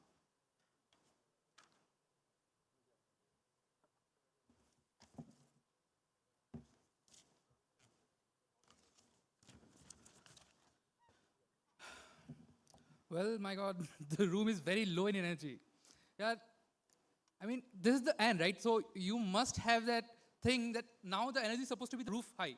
So please have a conversations, and your passion has set new benchmarks. Before we unveil the top three, we want to recognize the brilliance of all our finalist teams. Brilliance of all our finalist teams. Reaching the stage is not a small feat. And to honor your dedication, each of the please.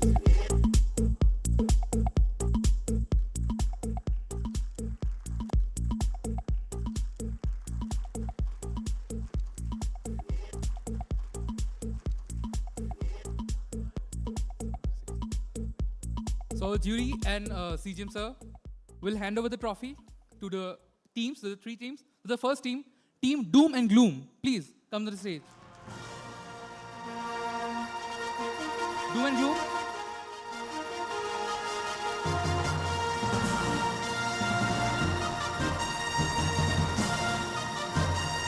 This team from IT Madras, Team Doom and Gloom for you guys.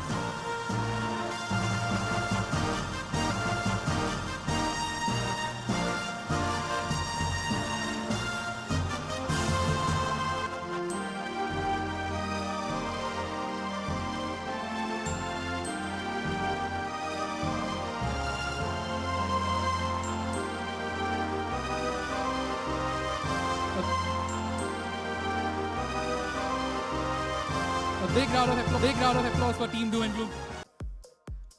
Team IIPE. Applause for Team Doom and Gloom.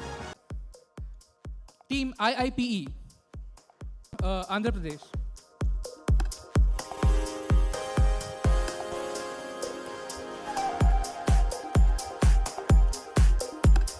The claps should not stop, guys.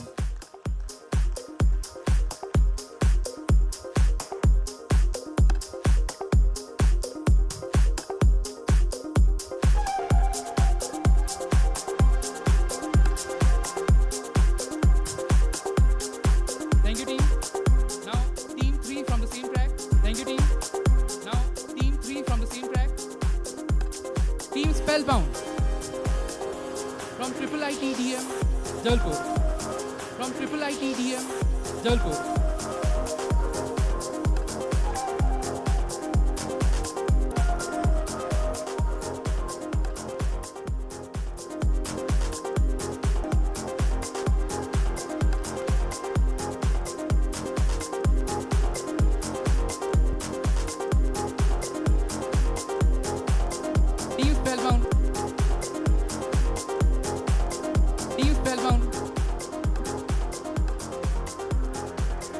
From track technological innovation.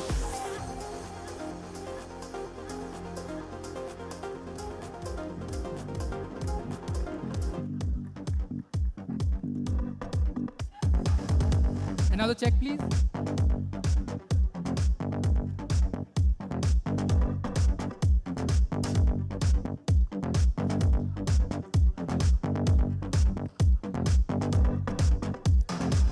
A big round of applause for all the three teams from technological innovation.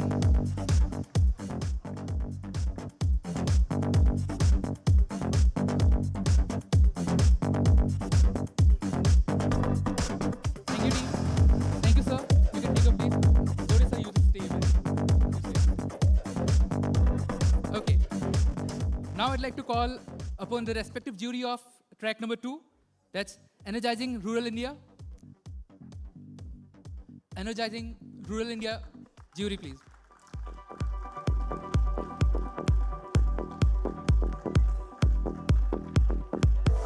Okay, can we have a round of applause for the jury members as well?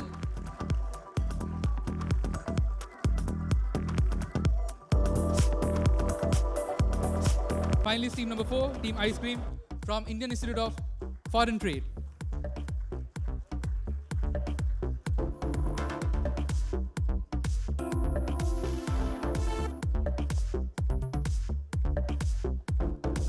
Team Ice Cream for you guys.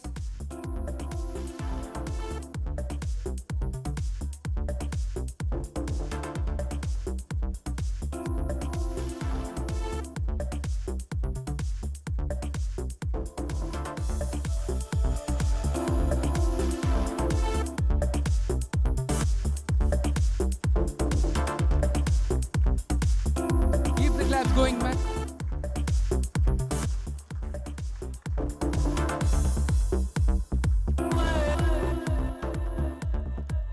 Thank you, team. Next team, Team Nexus Navigators from IIM Bangalore.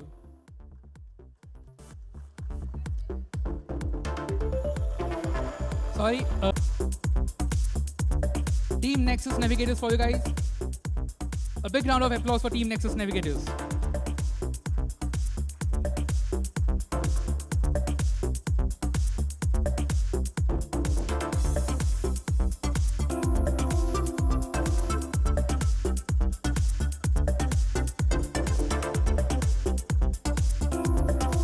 Thank you, team. Next team on stage, team number 6, Power Nappers from IIM Bangalore.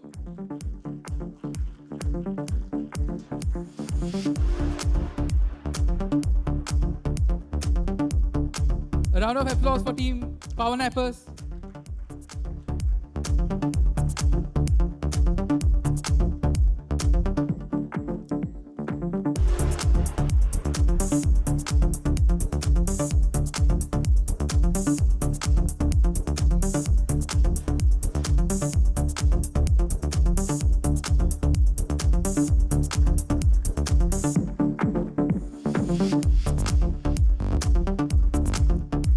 That's team number 6, Power Nappers from IIM Bangalore.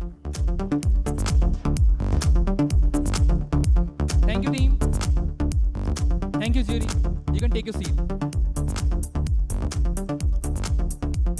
Now I would like to call upon respective jury of our track number 3, Green Energy.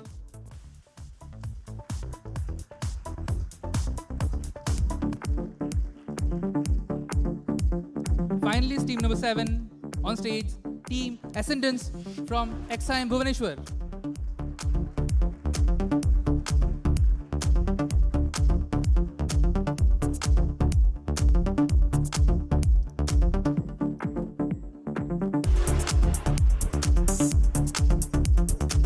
Team Ascendance.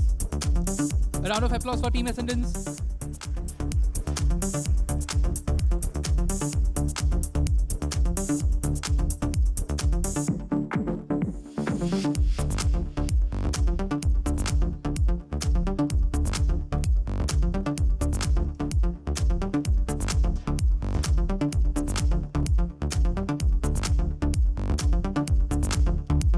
Now presenting this check to Team Ascendance.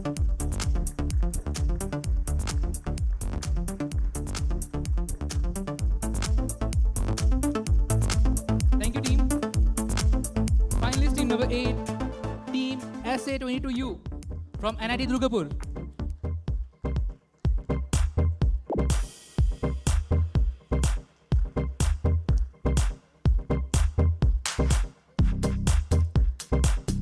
Team SA22U 10900 for you.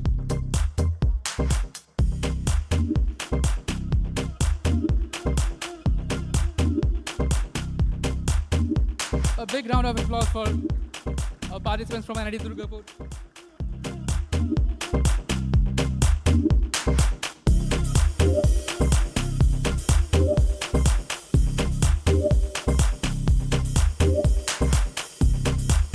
Thank you, team. The next team, Team P45275 from IRMA Gujarat, all the way from Anand.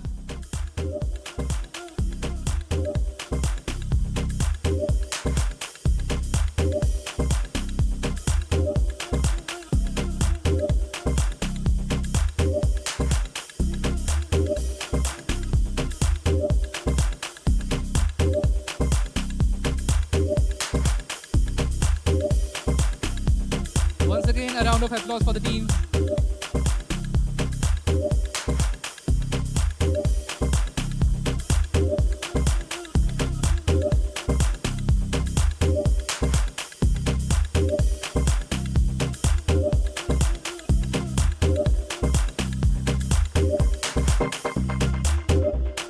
Thank you, team.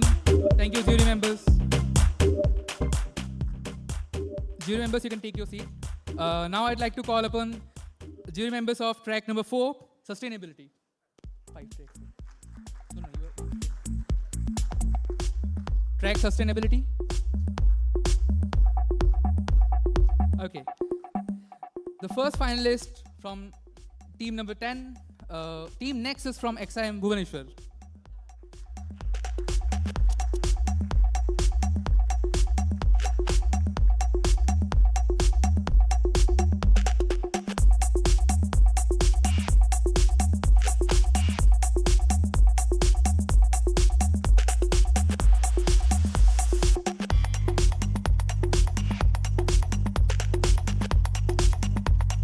On stage, team Nexus from XIMB.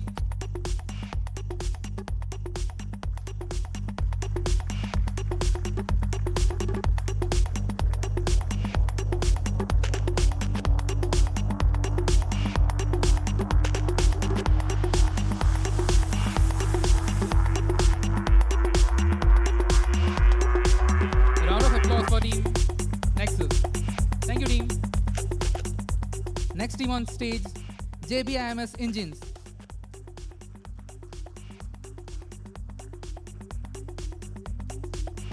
Team JBIMS Engines from JBIMS Mumbai.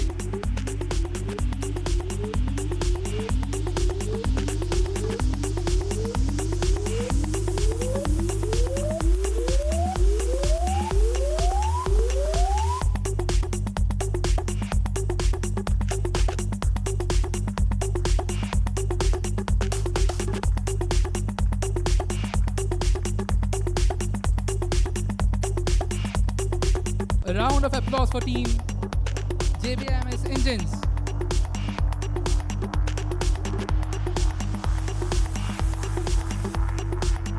Thank you, team. Calling to the stage the next team, team number 12, team PGP24 Akhilesh.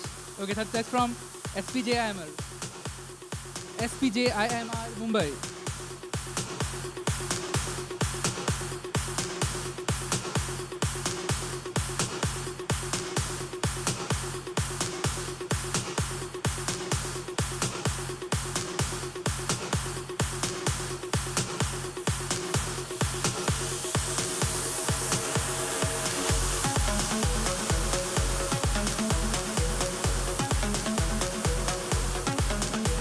On stage, team number 12, PGP24, Akhilesh from SPJIMR, Mumbai. A huge round of applause for team number 12.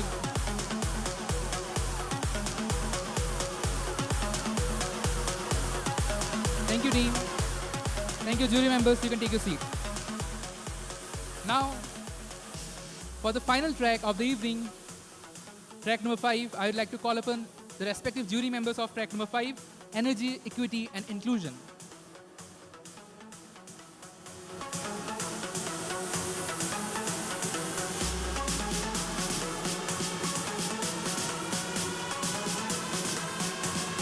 Now calling on the stage is the first finalist from the track, Team Pankhudi from IIT BHU.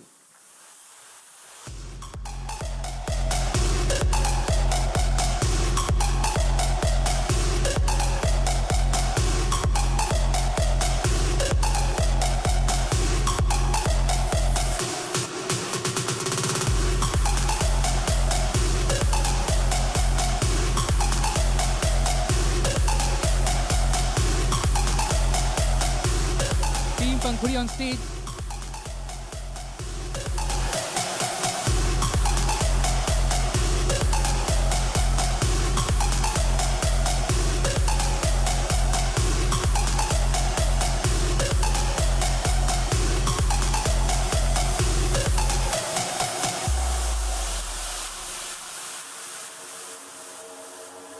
Once again, a huge round of applause for Team Pankhudi. The first team from Energy, Equity and Inclusion. Thank you, team. Okay. Team number 14, the second team from the same track. Team PGB24 Sabyasachi from SPJIMR, Mumbai.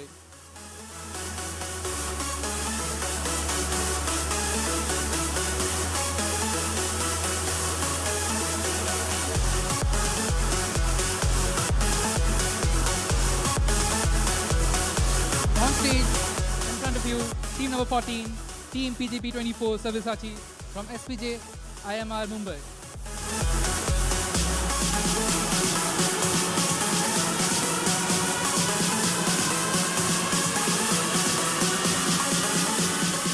Thank you, team. And for final team of the evening, team Breakthrough Brigades from Daulat Ram College, University of Delhi.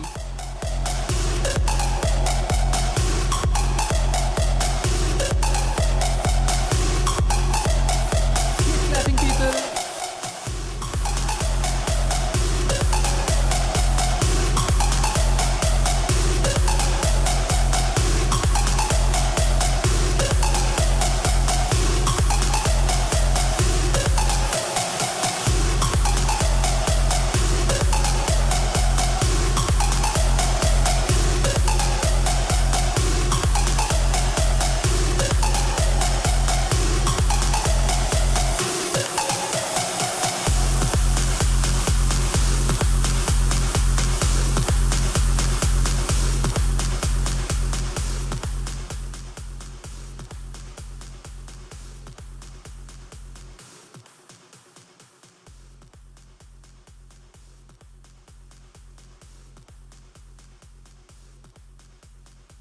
It looks like you have made it extra hard for our judges to make a decision. So by the time we are waiting for the results, here's something interesting. I'll ask few questions, and whosoever answers, we promise you a very exciting goodie. My first question is, what were the 3 facts that I used in my context-setting speech about HPCL? 3 facts about HPCL that I have mentioned in my initial speech, in the opening, yes? Yes? A louder, please. Bit louder. Okay. 60, 16. Okay. Anyone else? Yes.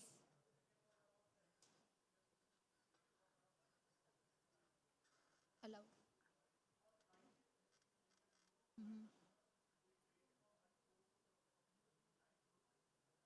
That's fine. Anyone else? Both of you, please come on the stage. Both of you were right.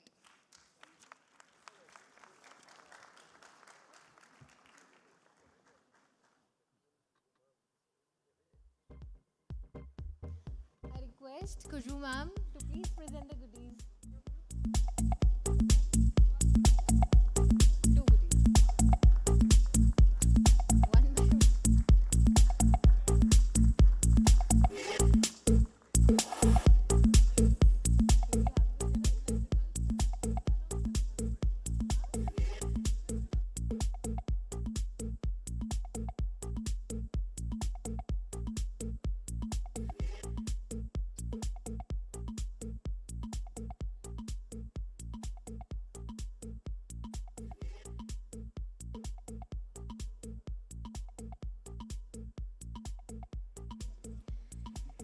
And now the moment we have all been waiting for.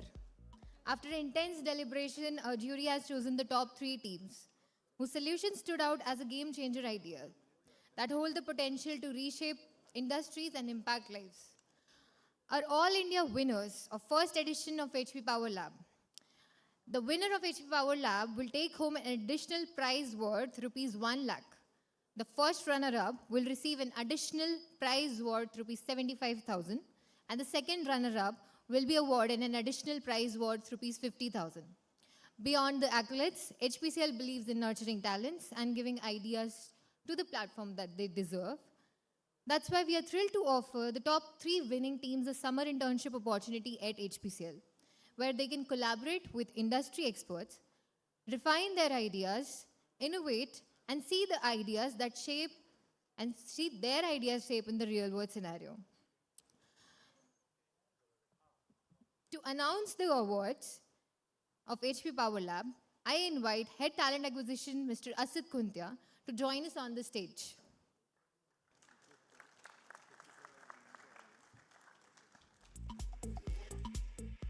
I also request Director Refineries and Director HR to please come on the stage to present the awards to our All India winners along with Chief General Manager in charge Human Resources.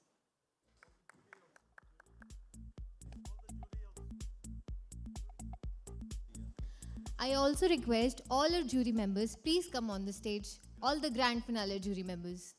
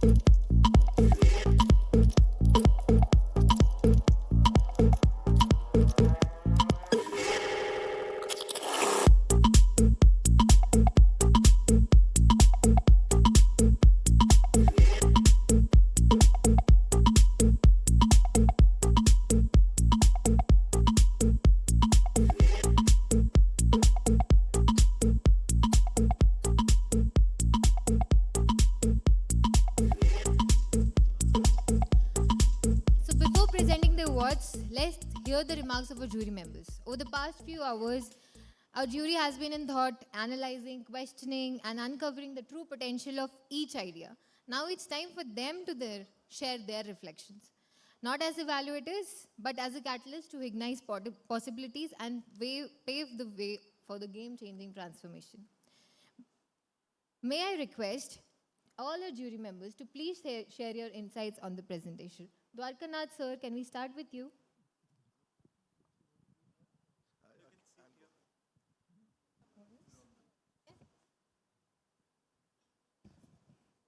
Good evening. At the outset, I wish to thank HPCL, Ms. Shetty, for having invited me here. And I really commend this initiative because it's a very interesting, informative, and very inciting for me as a jury member. The Power Labs is a great initiative, I think. Firstly, let me give my thank you very much to all of you who have participated today in all the sessions. Everyone cannot win, but others have participated. There's a famous quote by one of the sports persons. He said, "I don't mind losing, failure, but I will not tolerate if you don't try." But you all tried. Some of them succeed, some of them not succeed. But one of the things I would say is, it's something amazing to me. It's a learning for me as well today. When some of the things have been said, I noted down. What it means, learning is a continuous process. You all come from very prestigious institutions. You have done well. You have shown a great presentations. Everyone came with a different perspectives. The themes were very relevant, leading to our vision of our government, of our country.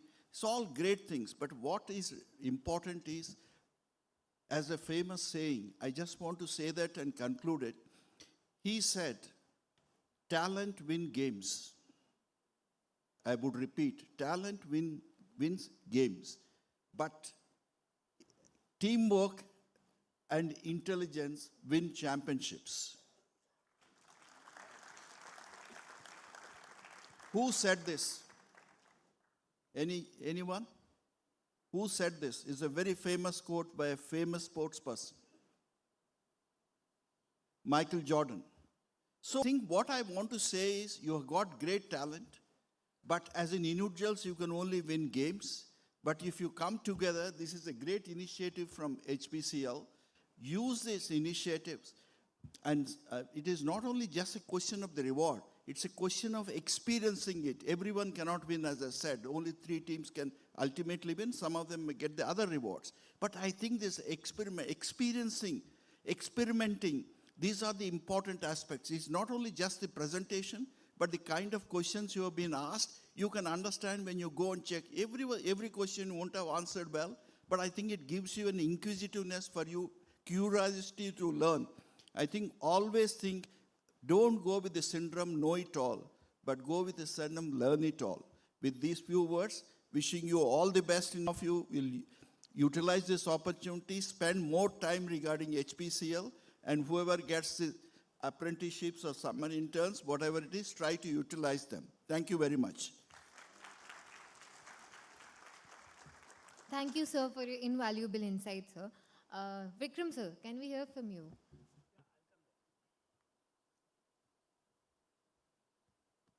So, really well done, and the fact that you're here deserves a big round of applause. Congratulations. Because at Adani, what we see missing in people is a competitive edge. People who come from thande hote hain aake, you know, they don't take risk, they are not competitive, they don't have a high achievement drive, and they need to be pushed for everything. And that's when they lack a growth appetite. So real learning in life comes from failures and multiple failures. So it's not about passing or failing, it's about embracing the experience. So I'm between you and the award announcement. My only guidance to you from today is take even more risk, try out new stuff, so that when you hit the ground, you hit it a bit more running. Thanks. Thank you, sir, for sharing your wisdom with us. Next, Siddiqui, sir, please enlighten with us with. I think first my compliments to Mr. Shetty, the entire HPCL team. This is a very unique initiative, and towards Viksit Bharat, I think that small little gesture creating the power of ideas. And maybe all the presentations, excellent, 48 to 15, 15 to maybe 3. But I think winning and losing is not the purpose in my thinking. I think participating and trying to really think into this power of ideas is a very big effort. And I think all your presentations have created so much stress in us that how to really do our best in terms of bringing in the first 3. That itself is a testimony to your efforts. Power of ideas, when I look at this initiative of HPCL, reminds me of Maruti, where 20,000 people every year contribute to 500 and maybe 50,000 kaizens every year, resulting into 220 crores of saving on an average every year. And kind of small things like if we reduce 1 gram weight of one part which goes into making of a car, roughly 5,000 parts, we save 5,000 yen or 5,000 rupees, 1 rupee or 1 yen, reducing 1 gram weight of one component which goes into the car. If we calculate with 22 lakhs cars being made, then it results into the cost down savings of roughly about 1,100 crores every year. That's the kind of power of ideas. So compliments to HPCL for this. At the same time, perhaps when I look at this entire process, very robust process, very huge number, coming down to 48 teams and then 15 and then 3. I think terrific kind of effort. But those who are going to make it to the top 3, compliments, maybe a kind of very big congratulations. But I think bigger... Fabulous in terms of somebody was telling me that I had the maximum notes because I was taking notes just to ensure that there are certain elements that each one of us needs to improve, not technical, but non-technical as well. I'll just dive on 4 to 5 different elements because many a times these small aspects, when you're presenting, helps, right? First is unit economics. Very rarely I see any presentation at this stage which has unit economics built in at a selling level. So what you showed us was financials, right, for the whole year or so.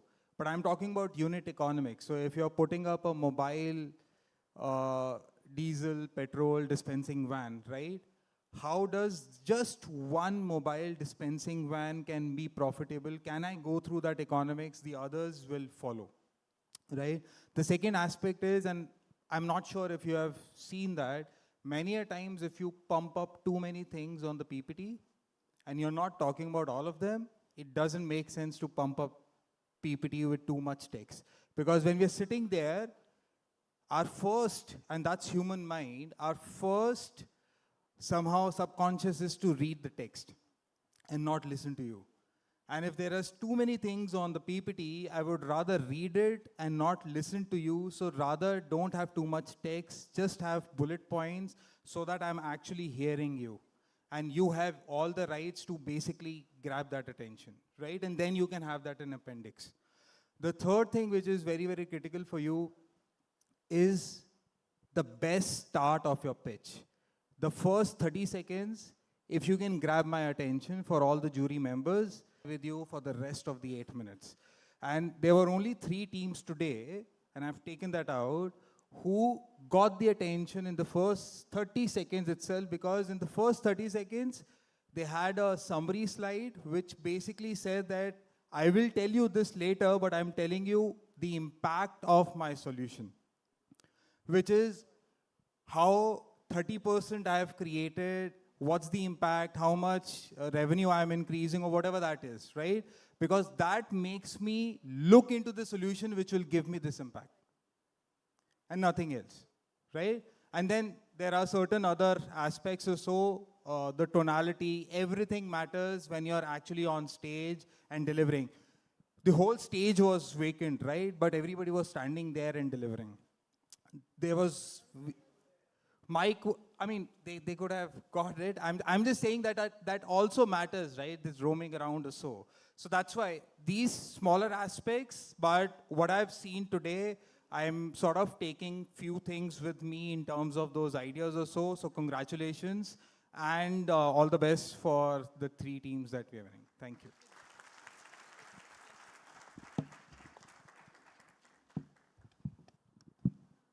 We greatly appreciate your thoughtful contribution, sir. Thank you to our esteemed jury for sharing your insights and perspectives. Your words not only validate the efforts of our finalists, but they also ignite a spark of these innovators to keep dreaming bigger, refining their ideas and shaping the future. We truly value the wisdom and vision you have brought to this stage. And before we hear from our directors, I invite Zode sir to honor all the grand jury members with a token of appreciation, sir.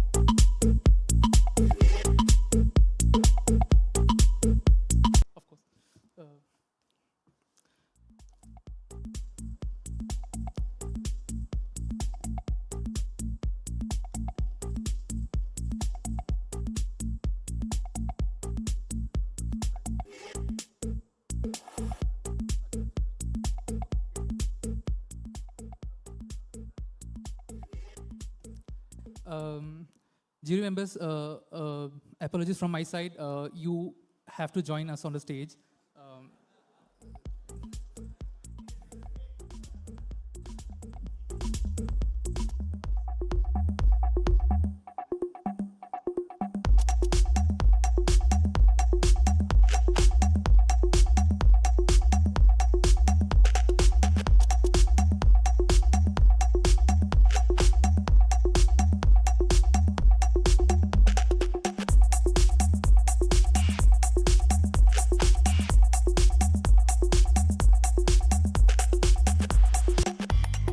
Now, as we approach the final moments of this incredible journey, let's take a step back and appreciate what today truly represents. But before we bring this chapter to a close,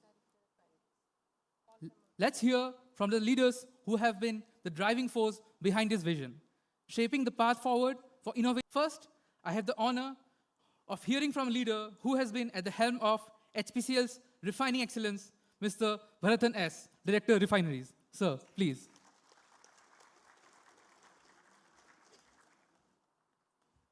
So before the results are announced, 6 speeches are to be listened to, which is quite difficult. Because I was there on that side, I will not be patiently listening in any case. First of all, I would like to give a big round of applause request for the excellent presentations.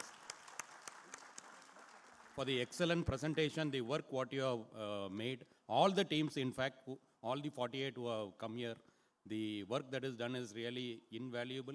It will help you, it will help us in a long way to go in our entire career and future. The title of the contest was for Viksit Bharat. For Viksit Bharat, what is to be done?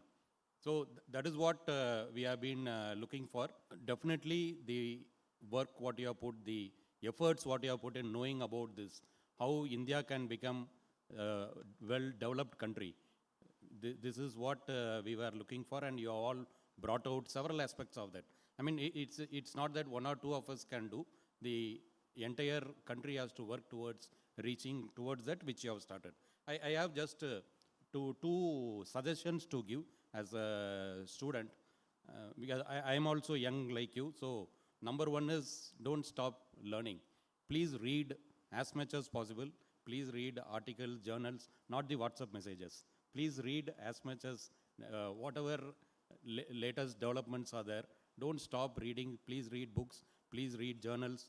Please read articles in your own field and in the fields of your interest. So please never stop learning. Learning is a continuing, has to be a continuing experience.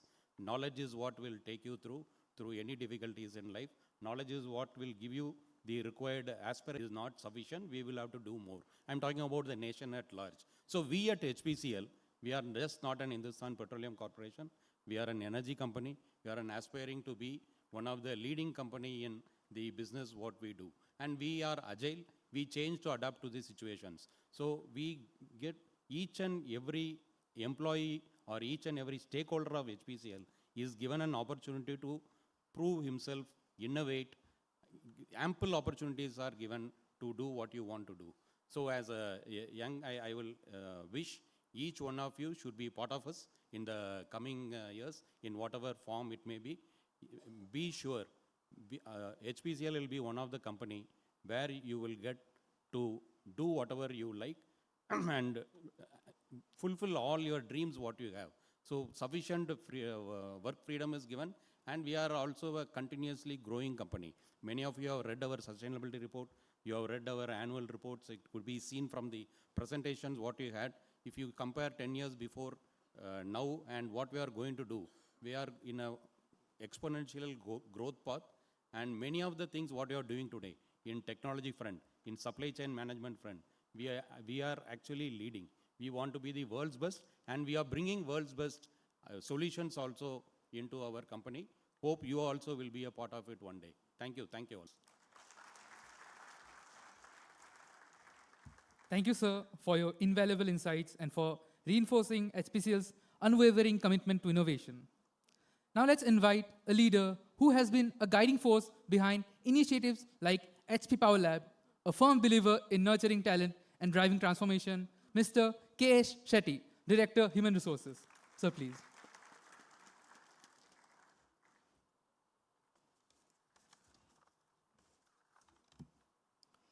Respected members of the jury, all the finalists of the HP Power Lab competition who come from various parts of the country, my colleagues, ladies and gentlemen, very good evening to all of you. One of the advantages of speaking at the end is most of the things are already spoken, and also you get to know what is not spoken, and so therefore you can focus on those areas as well. But tonight has been a brilliant experience for all of us in the jury, and we were just, when we realized the results, we were amazed. I mean, we were all amazed at the kind of present made. Absolutely top-class presentations, all 15 of them. And I think you need to give yourselves a big round of applause for this kind of quality. I mean, I was just recollecting that 30 years ago, just standing on a stage like this would probably make my throat dry, and I wouldn't be probably able to, speak two lines very correctly. But today, the kind of quality of the presentations, the confidence with which you guys spoke, the thought processes which came, the ingenuity of some ideas, where no wonder you guys are coming from top institutes, and it was very, very visible and evident, by this top quality institutes, the kind of talent coming in India. I think a lot of ideas were there for Viksit Bharat today. I think when we talk, Viksit Bharat cannot be possible if we don't have the kind of talent in this country. And today, India, I think, has this demographic dividend, and that's the greatest advantage which is working in favor of our country. I think today we have some of the youngest workforce, we have some of the most talented workforce, which has seen us gravitate from a back office, a nation which was providing back office services to global capability centers today, which are today taking mainstream in India. So I think a lot of things are going our way, and I think this dream of Viksit Bharat of our Honorable Prime Minister is going to be a reality. We are now heading towards becoming the third largest economy in the world. We have the best digital infrastructure, you can say so. We have, made good progress on various indices like social indices, like maybe sanitation, like education. So a lot of these things are also, we are making good progress. While the country is progressing, I think no country can progress without energy, and this is where oil and gas sector becomes a very, very key and critical component. And I think like one of the jury members said, the oil and gas sector itself is in the midst of, throes of change. And today, what we are seeing today is what we call the energy transition. So today, this sector is moving from fossil fuels to renewable. And this has been actually also powered by the vision of our Honorable Prime Minister, where he gave the Panchamrit in the COP26. So this 45 or 50,000 crores is today benefiting Indian farmers and the Indian agriculture sector. So this is a big play, and this is a big way of giving back to our nation. Also, we have made huge investments in R&D. Any one of you who are visiting Bangalore, you are most welcome to see. We have though we are one of the latest entrants in the R&D sector, we have about 600 patents in R&D. And our director of refineries is, I think, one of the technology leaders in India. And so, in fact, he's one person who constantly oversees cutting-edge research which is happening in 16 laboratories that we have at Bangalore. It's one of the most premier research institutions today in India. And we are making huge investments in that area. We have already commercialized and are being produced for us in India for our Indian refineries. So, while you had some great ideas today, let me also tell you that HPCL is supporting a large startup ecosystem. We have an initiative called Udgam, where we are working with some of the premier Indian institutes of technologies, where we have been incubating certain startups. We have invested close to about 100 crore rupees in these startups. And some of them are now going into maybe stage 3 or stage 4 funding itself. So some of these are doing very well, and some of them are in early stage. Recently, we have also curated another initiative called Evolutionary. The Nari is, that is, we have picked 25 early stage startups, which are actually been, where the startups have actually been coming from initiatives have come from women entrepreneurs. So this we are doing along with SNDT University at Women's University of Bombay. And we were happy to showcase some 8 or 10 of these startups at our Indian Energy Week stall in Delhi, and we invited them also to be part of that.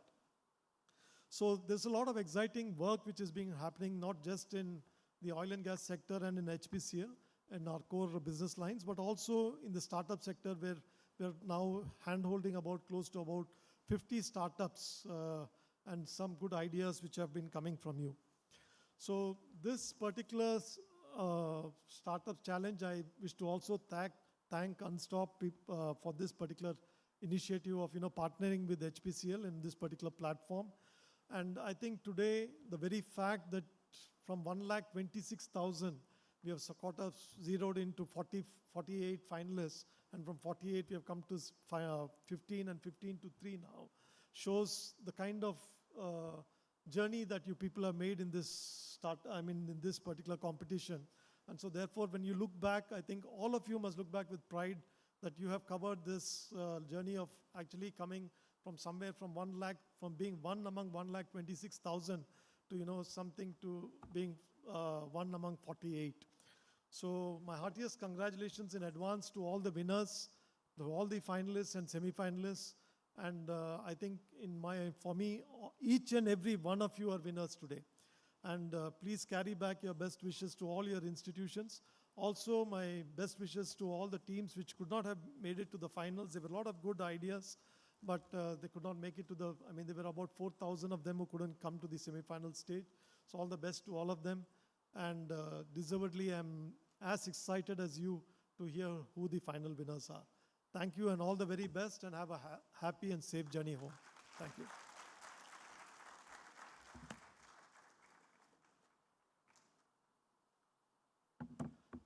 Very good evening again. As we draw this momentous event to a close, I would like to extend our heartfelt thanks before, of course, prize distribution by our jury. This event, this entire HP Power Lab campaign could not have been possible and because of Unstop. So my profound appreciation for Unstop, whose innovative platform empowered this initiative and enabled us to engage over 1,29,000 students, participants across India. My thanks goes to our senior dignitaries, jury members of quarterfinals and semi-finale, and the guests for honoring us with your presence and wisdom. Your support elevates this event beyond a mere competition, inspiring all of us to strive for excellence.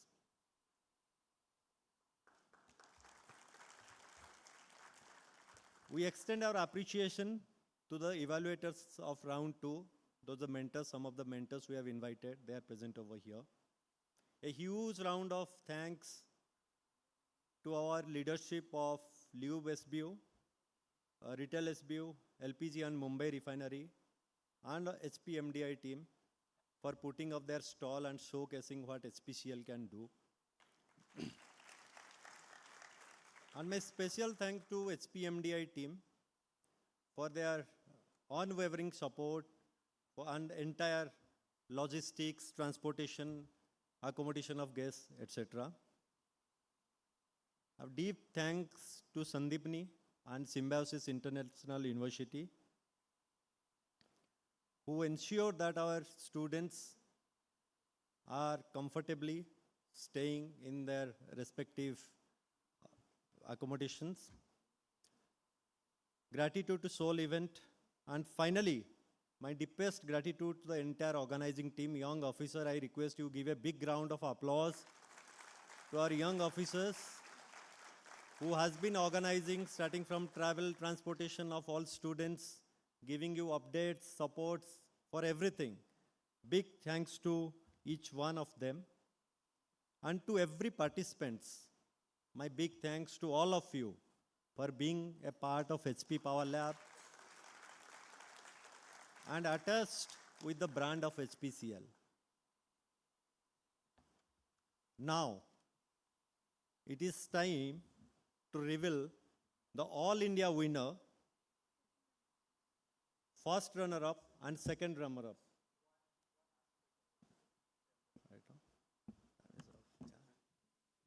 Hello. So, I mean, you need to know this, and that's why just 30 more seconds before we reveal it. When we were deliberating internally as to what went through our mind to decide those top 3, and you need to know, otherwise you will say why this team, why that team. So that's why I'm being very, very cautious about what I'm going to speak about.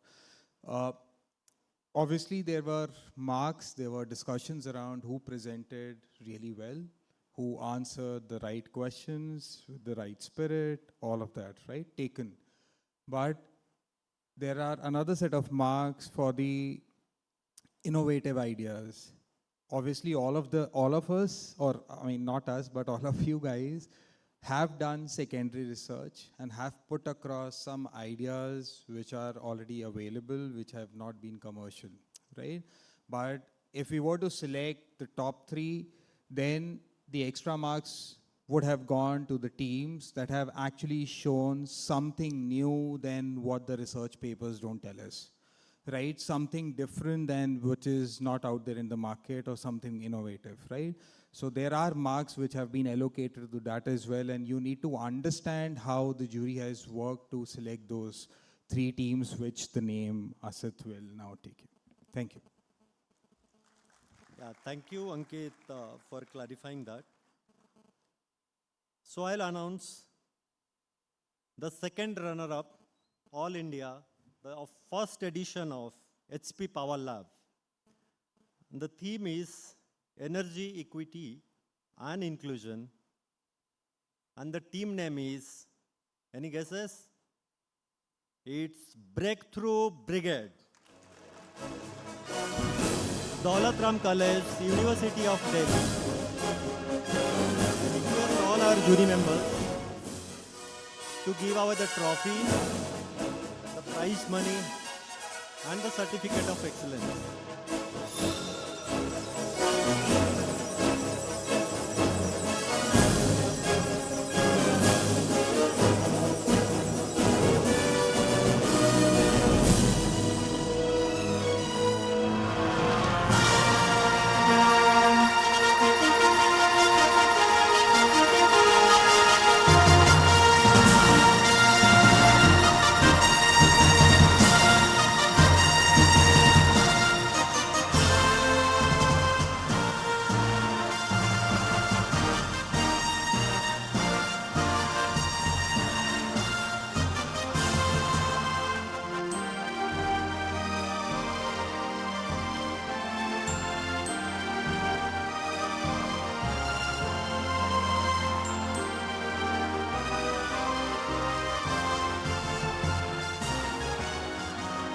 Many congratulations, Team Breakthrough Brigade.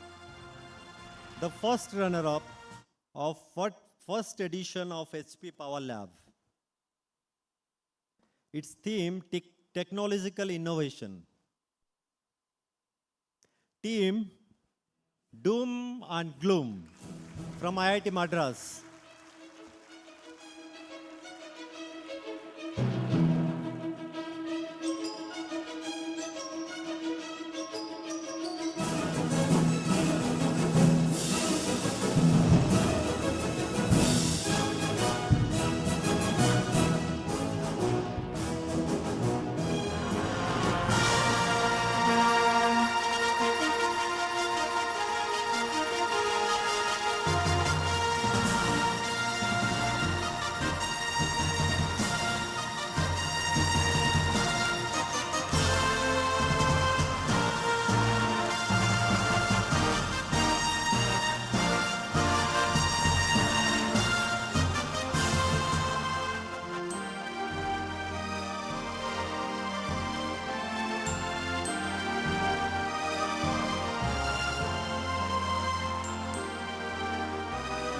Congratulations, Team Doom and Gloom.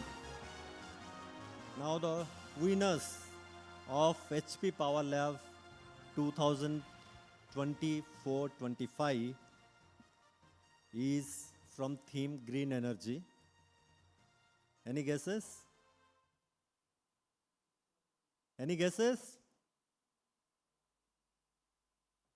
It's a difficult name, thanks to Ankit. It's team SA22E110900 from NIT Durgapur.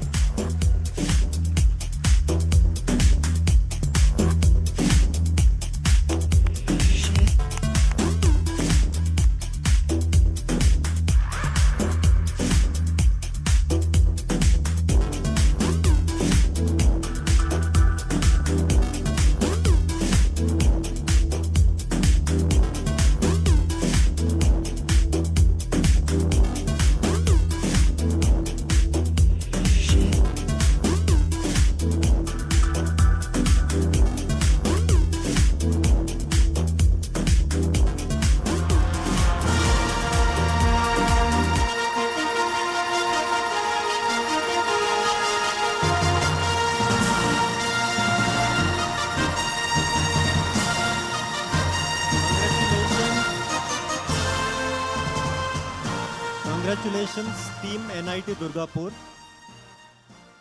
Sir, please stay on stage. I have a pleasant task to do. I will be failing on my duties if I do not acknowledge my team for tirelessly working towards success of HP Power Lab. But one of my team member who was running this project, and she was like you 6 months back, she was a student of IIM Raipur. So I request our jury member, Grand Jury, Director HR, Director Refineries, and Chief General Manager HR, sir, to give the certificate of excellence. And it says, the certificate is awarded to Miss Riddhim Patel in recognition of your exemplary efforts, dedication, and leadership in driving the success of HP Power Lab. Your commitment and innovation and hard work have made a significant impact, and we commend your outstanding contribution to the success of this initiative.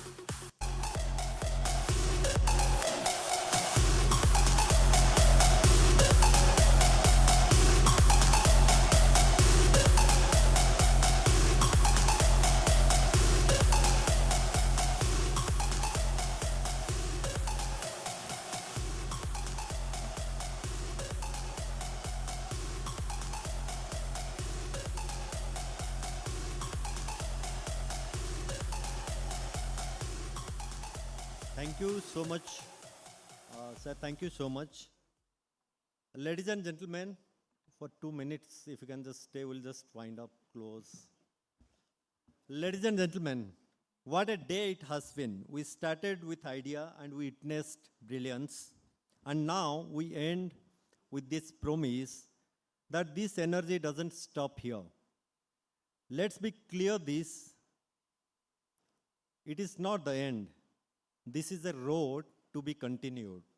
So we expect that HP Power Lab will see some of you in HP Power Lab 2nd edition next year. The future belongs to those who dare to challenge.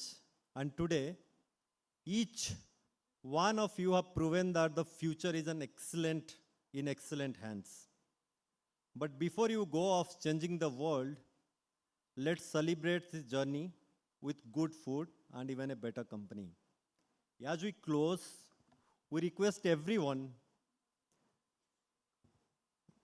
to give a big round of applause to my leadership team, Director Refineries, Director HR, Chief General Manager HR, who has created this platform and it has seen the light of the day. Thank you so much. And dinner is laid out at Sandipani Lawn with live music. So you can enjoy and we'll have a good networking and chit chat over there. Thank you so much, and thank you all jury members, grand jury members to be present over here. Thank you so much. Winners, if you want to have a photograph with our jury members, all winners, you can come down. And also team members, core team members with grand jury and directors. I request all organizing team members to be on the stage, please.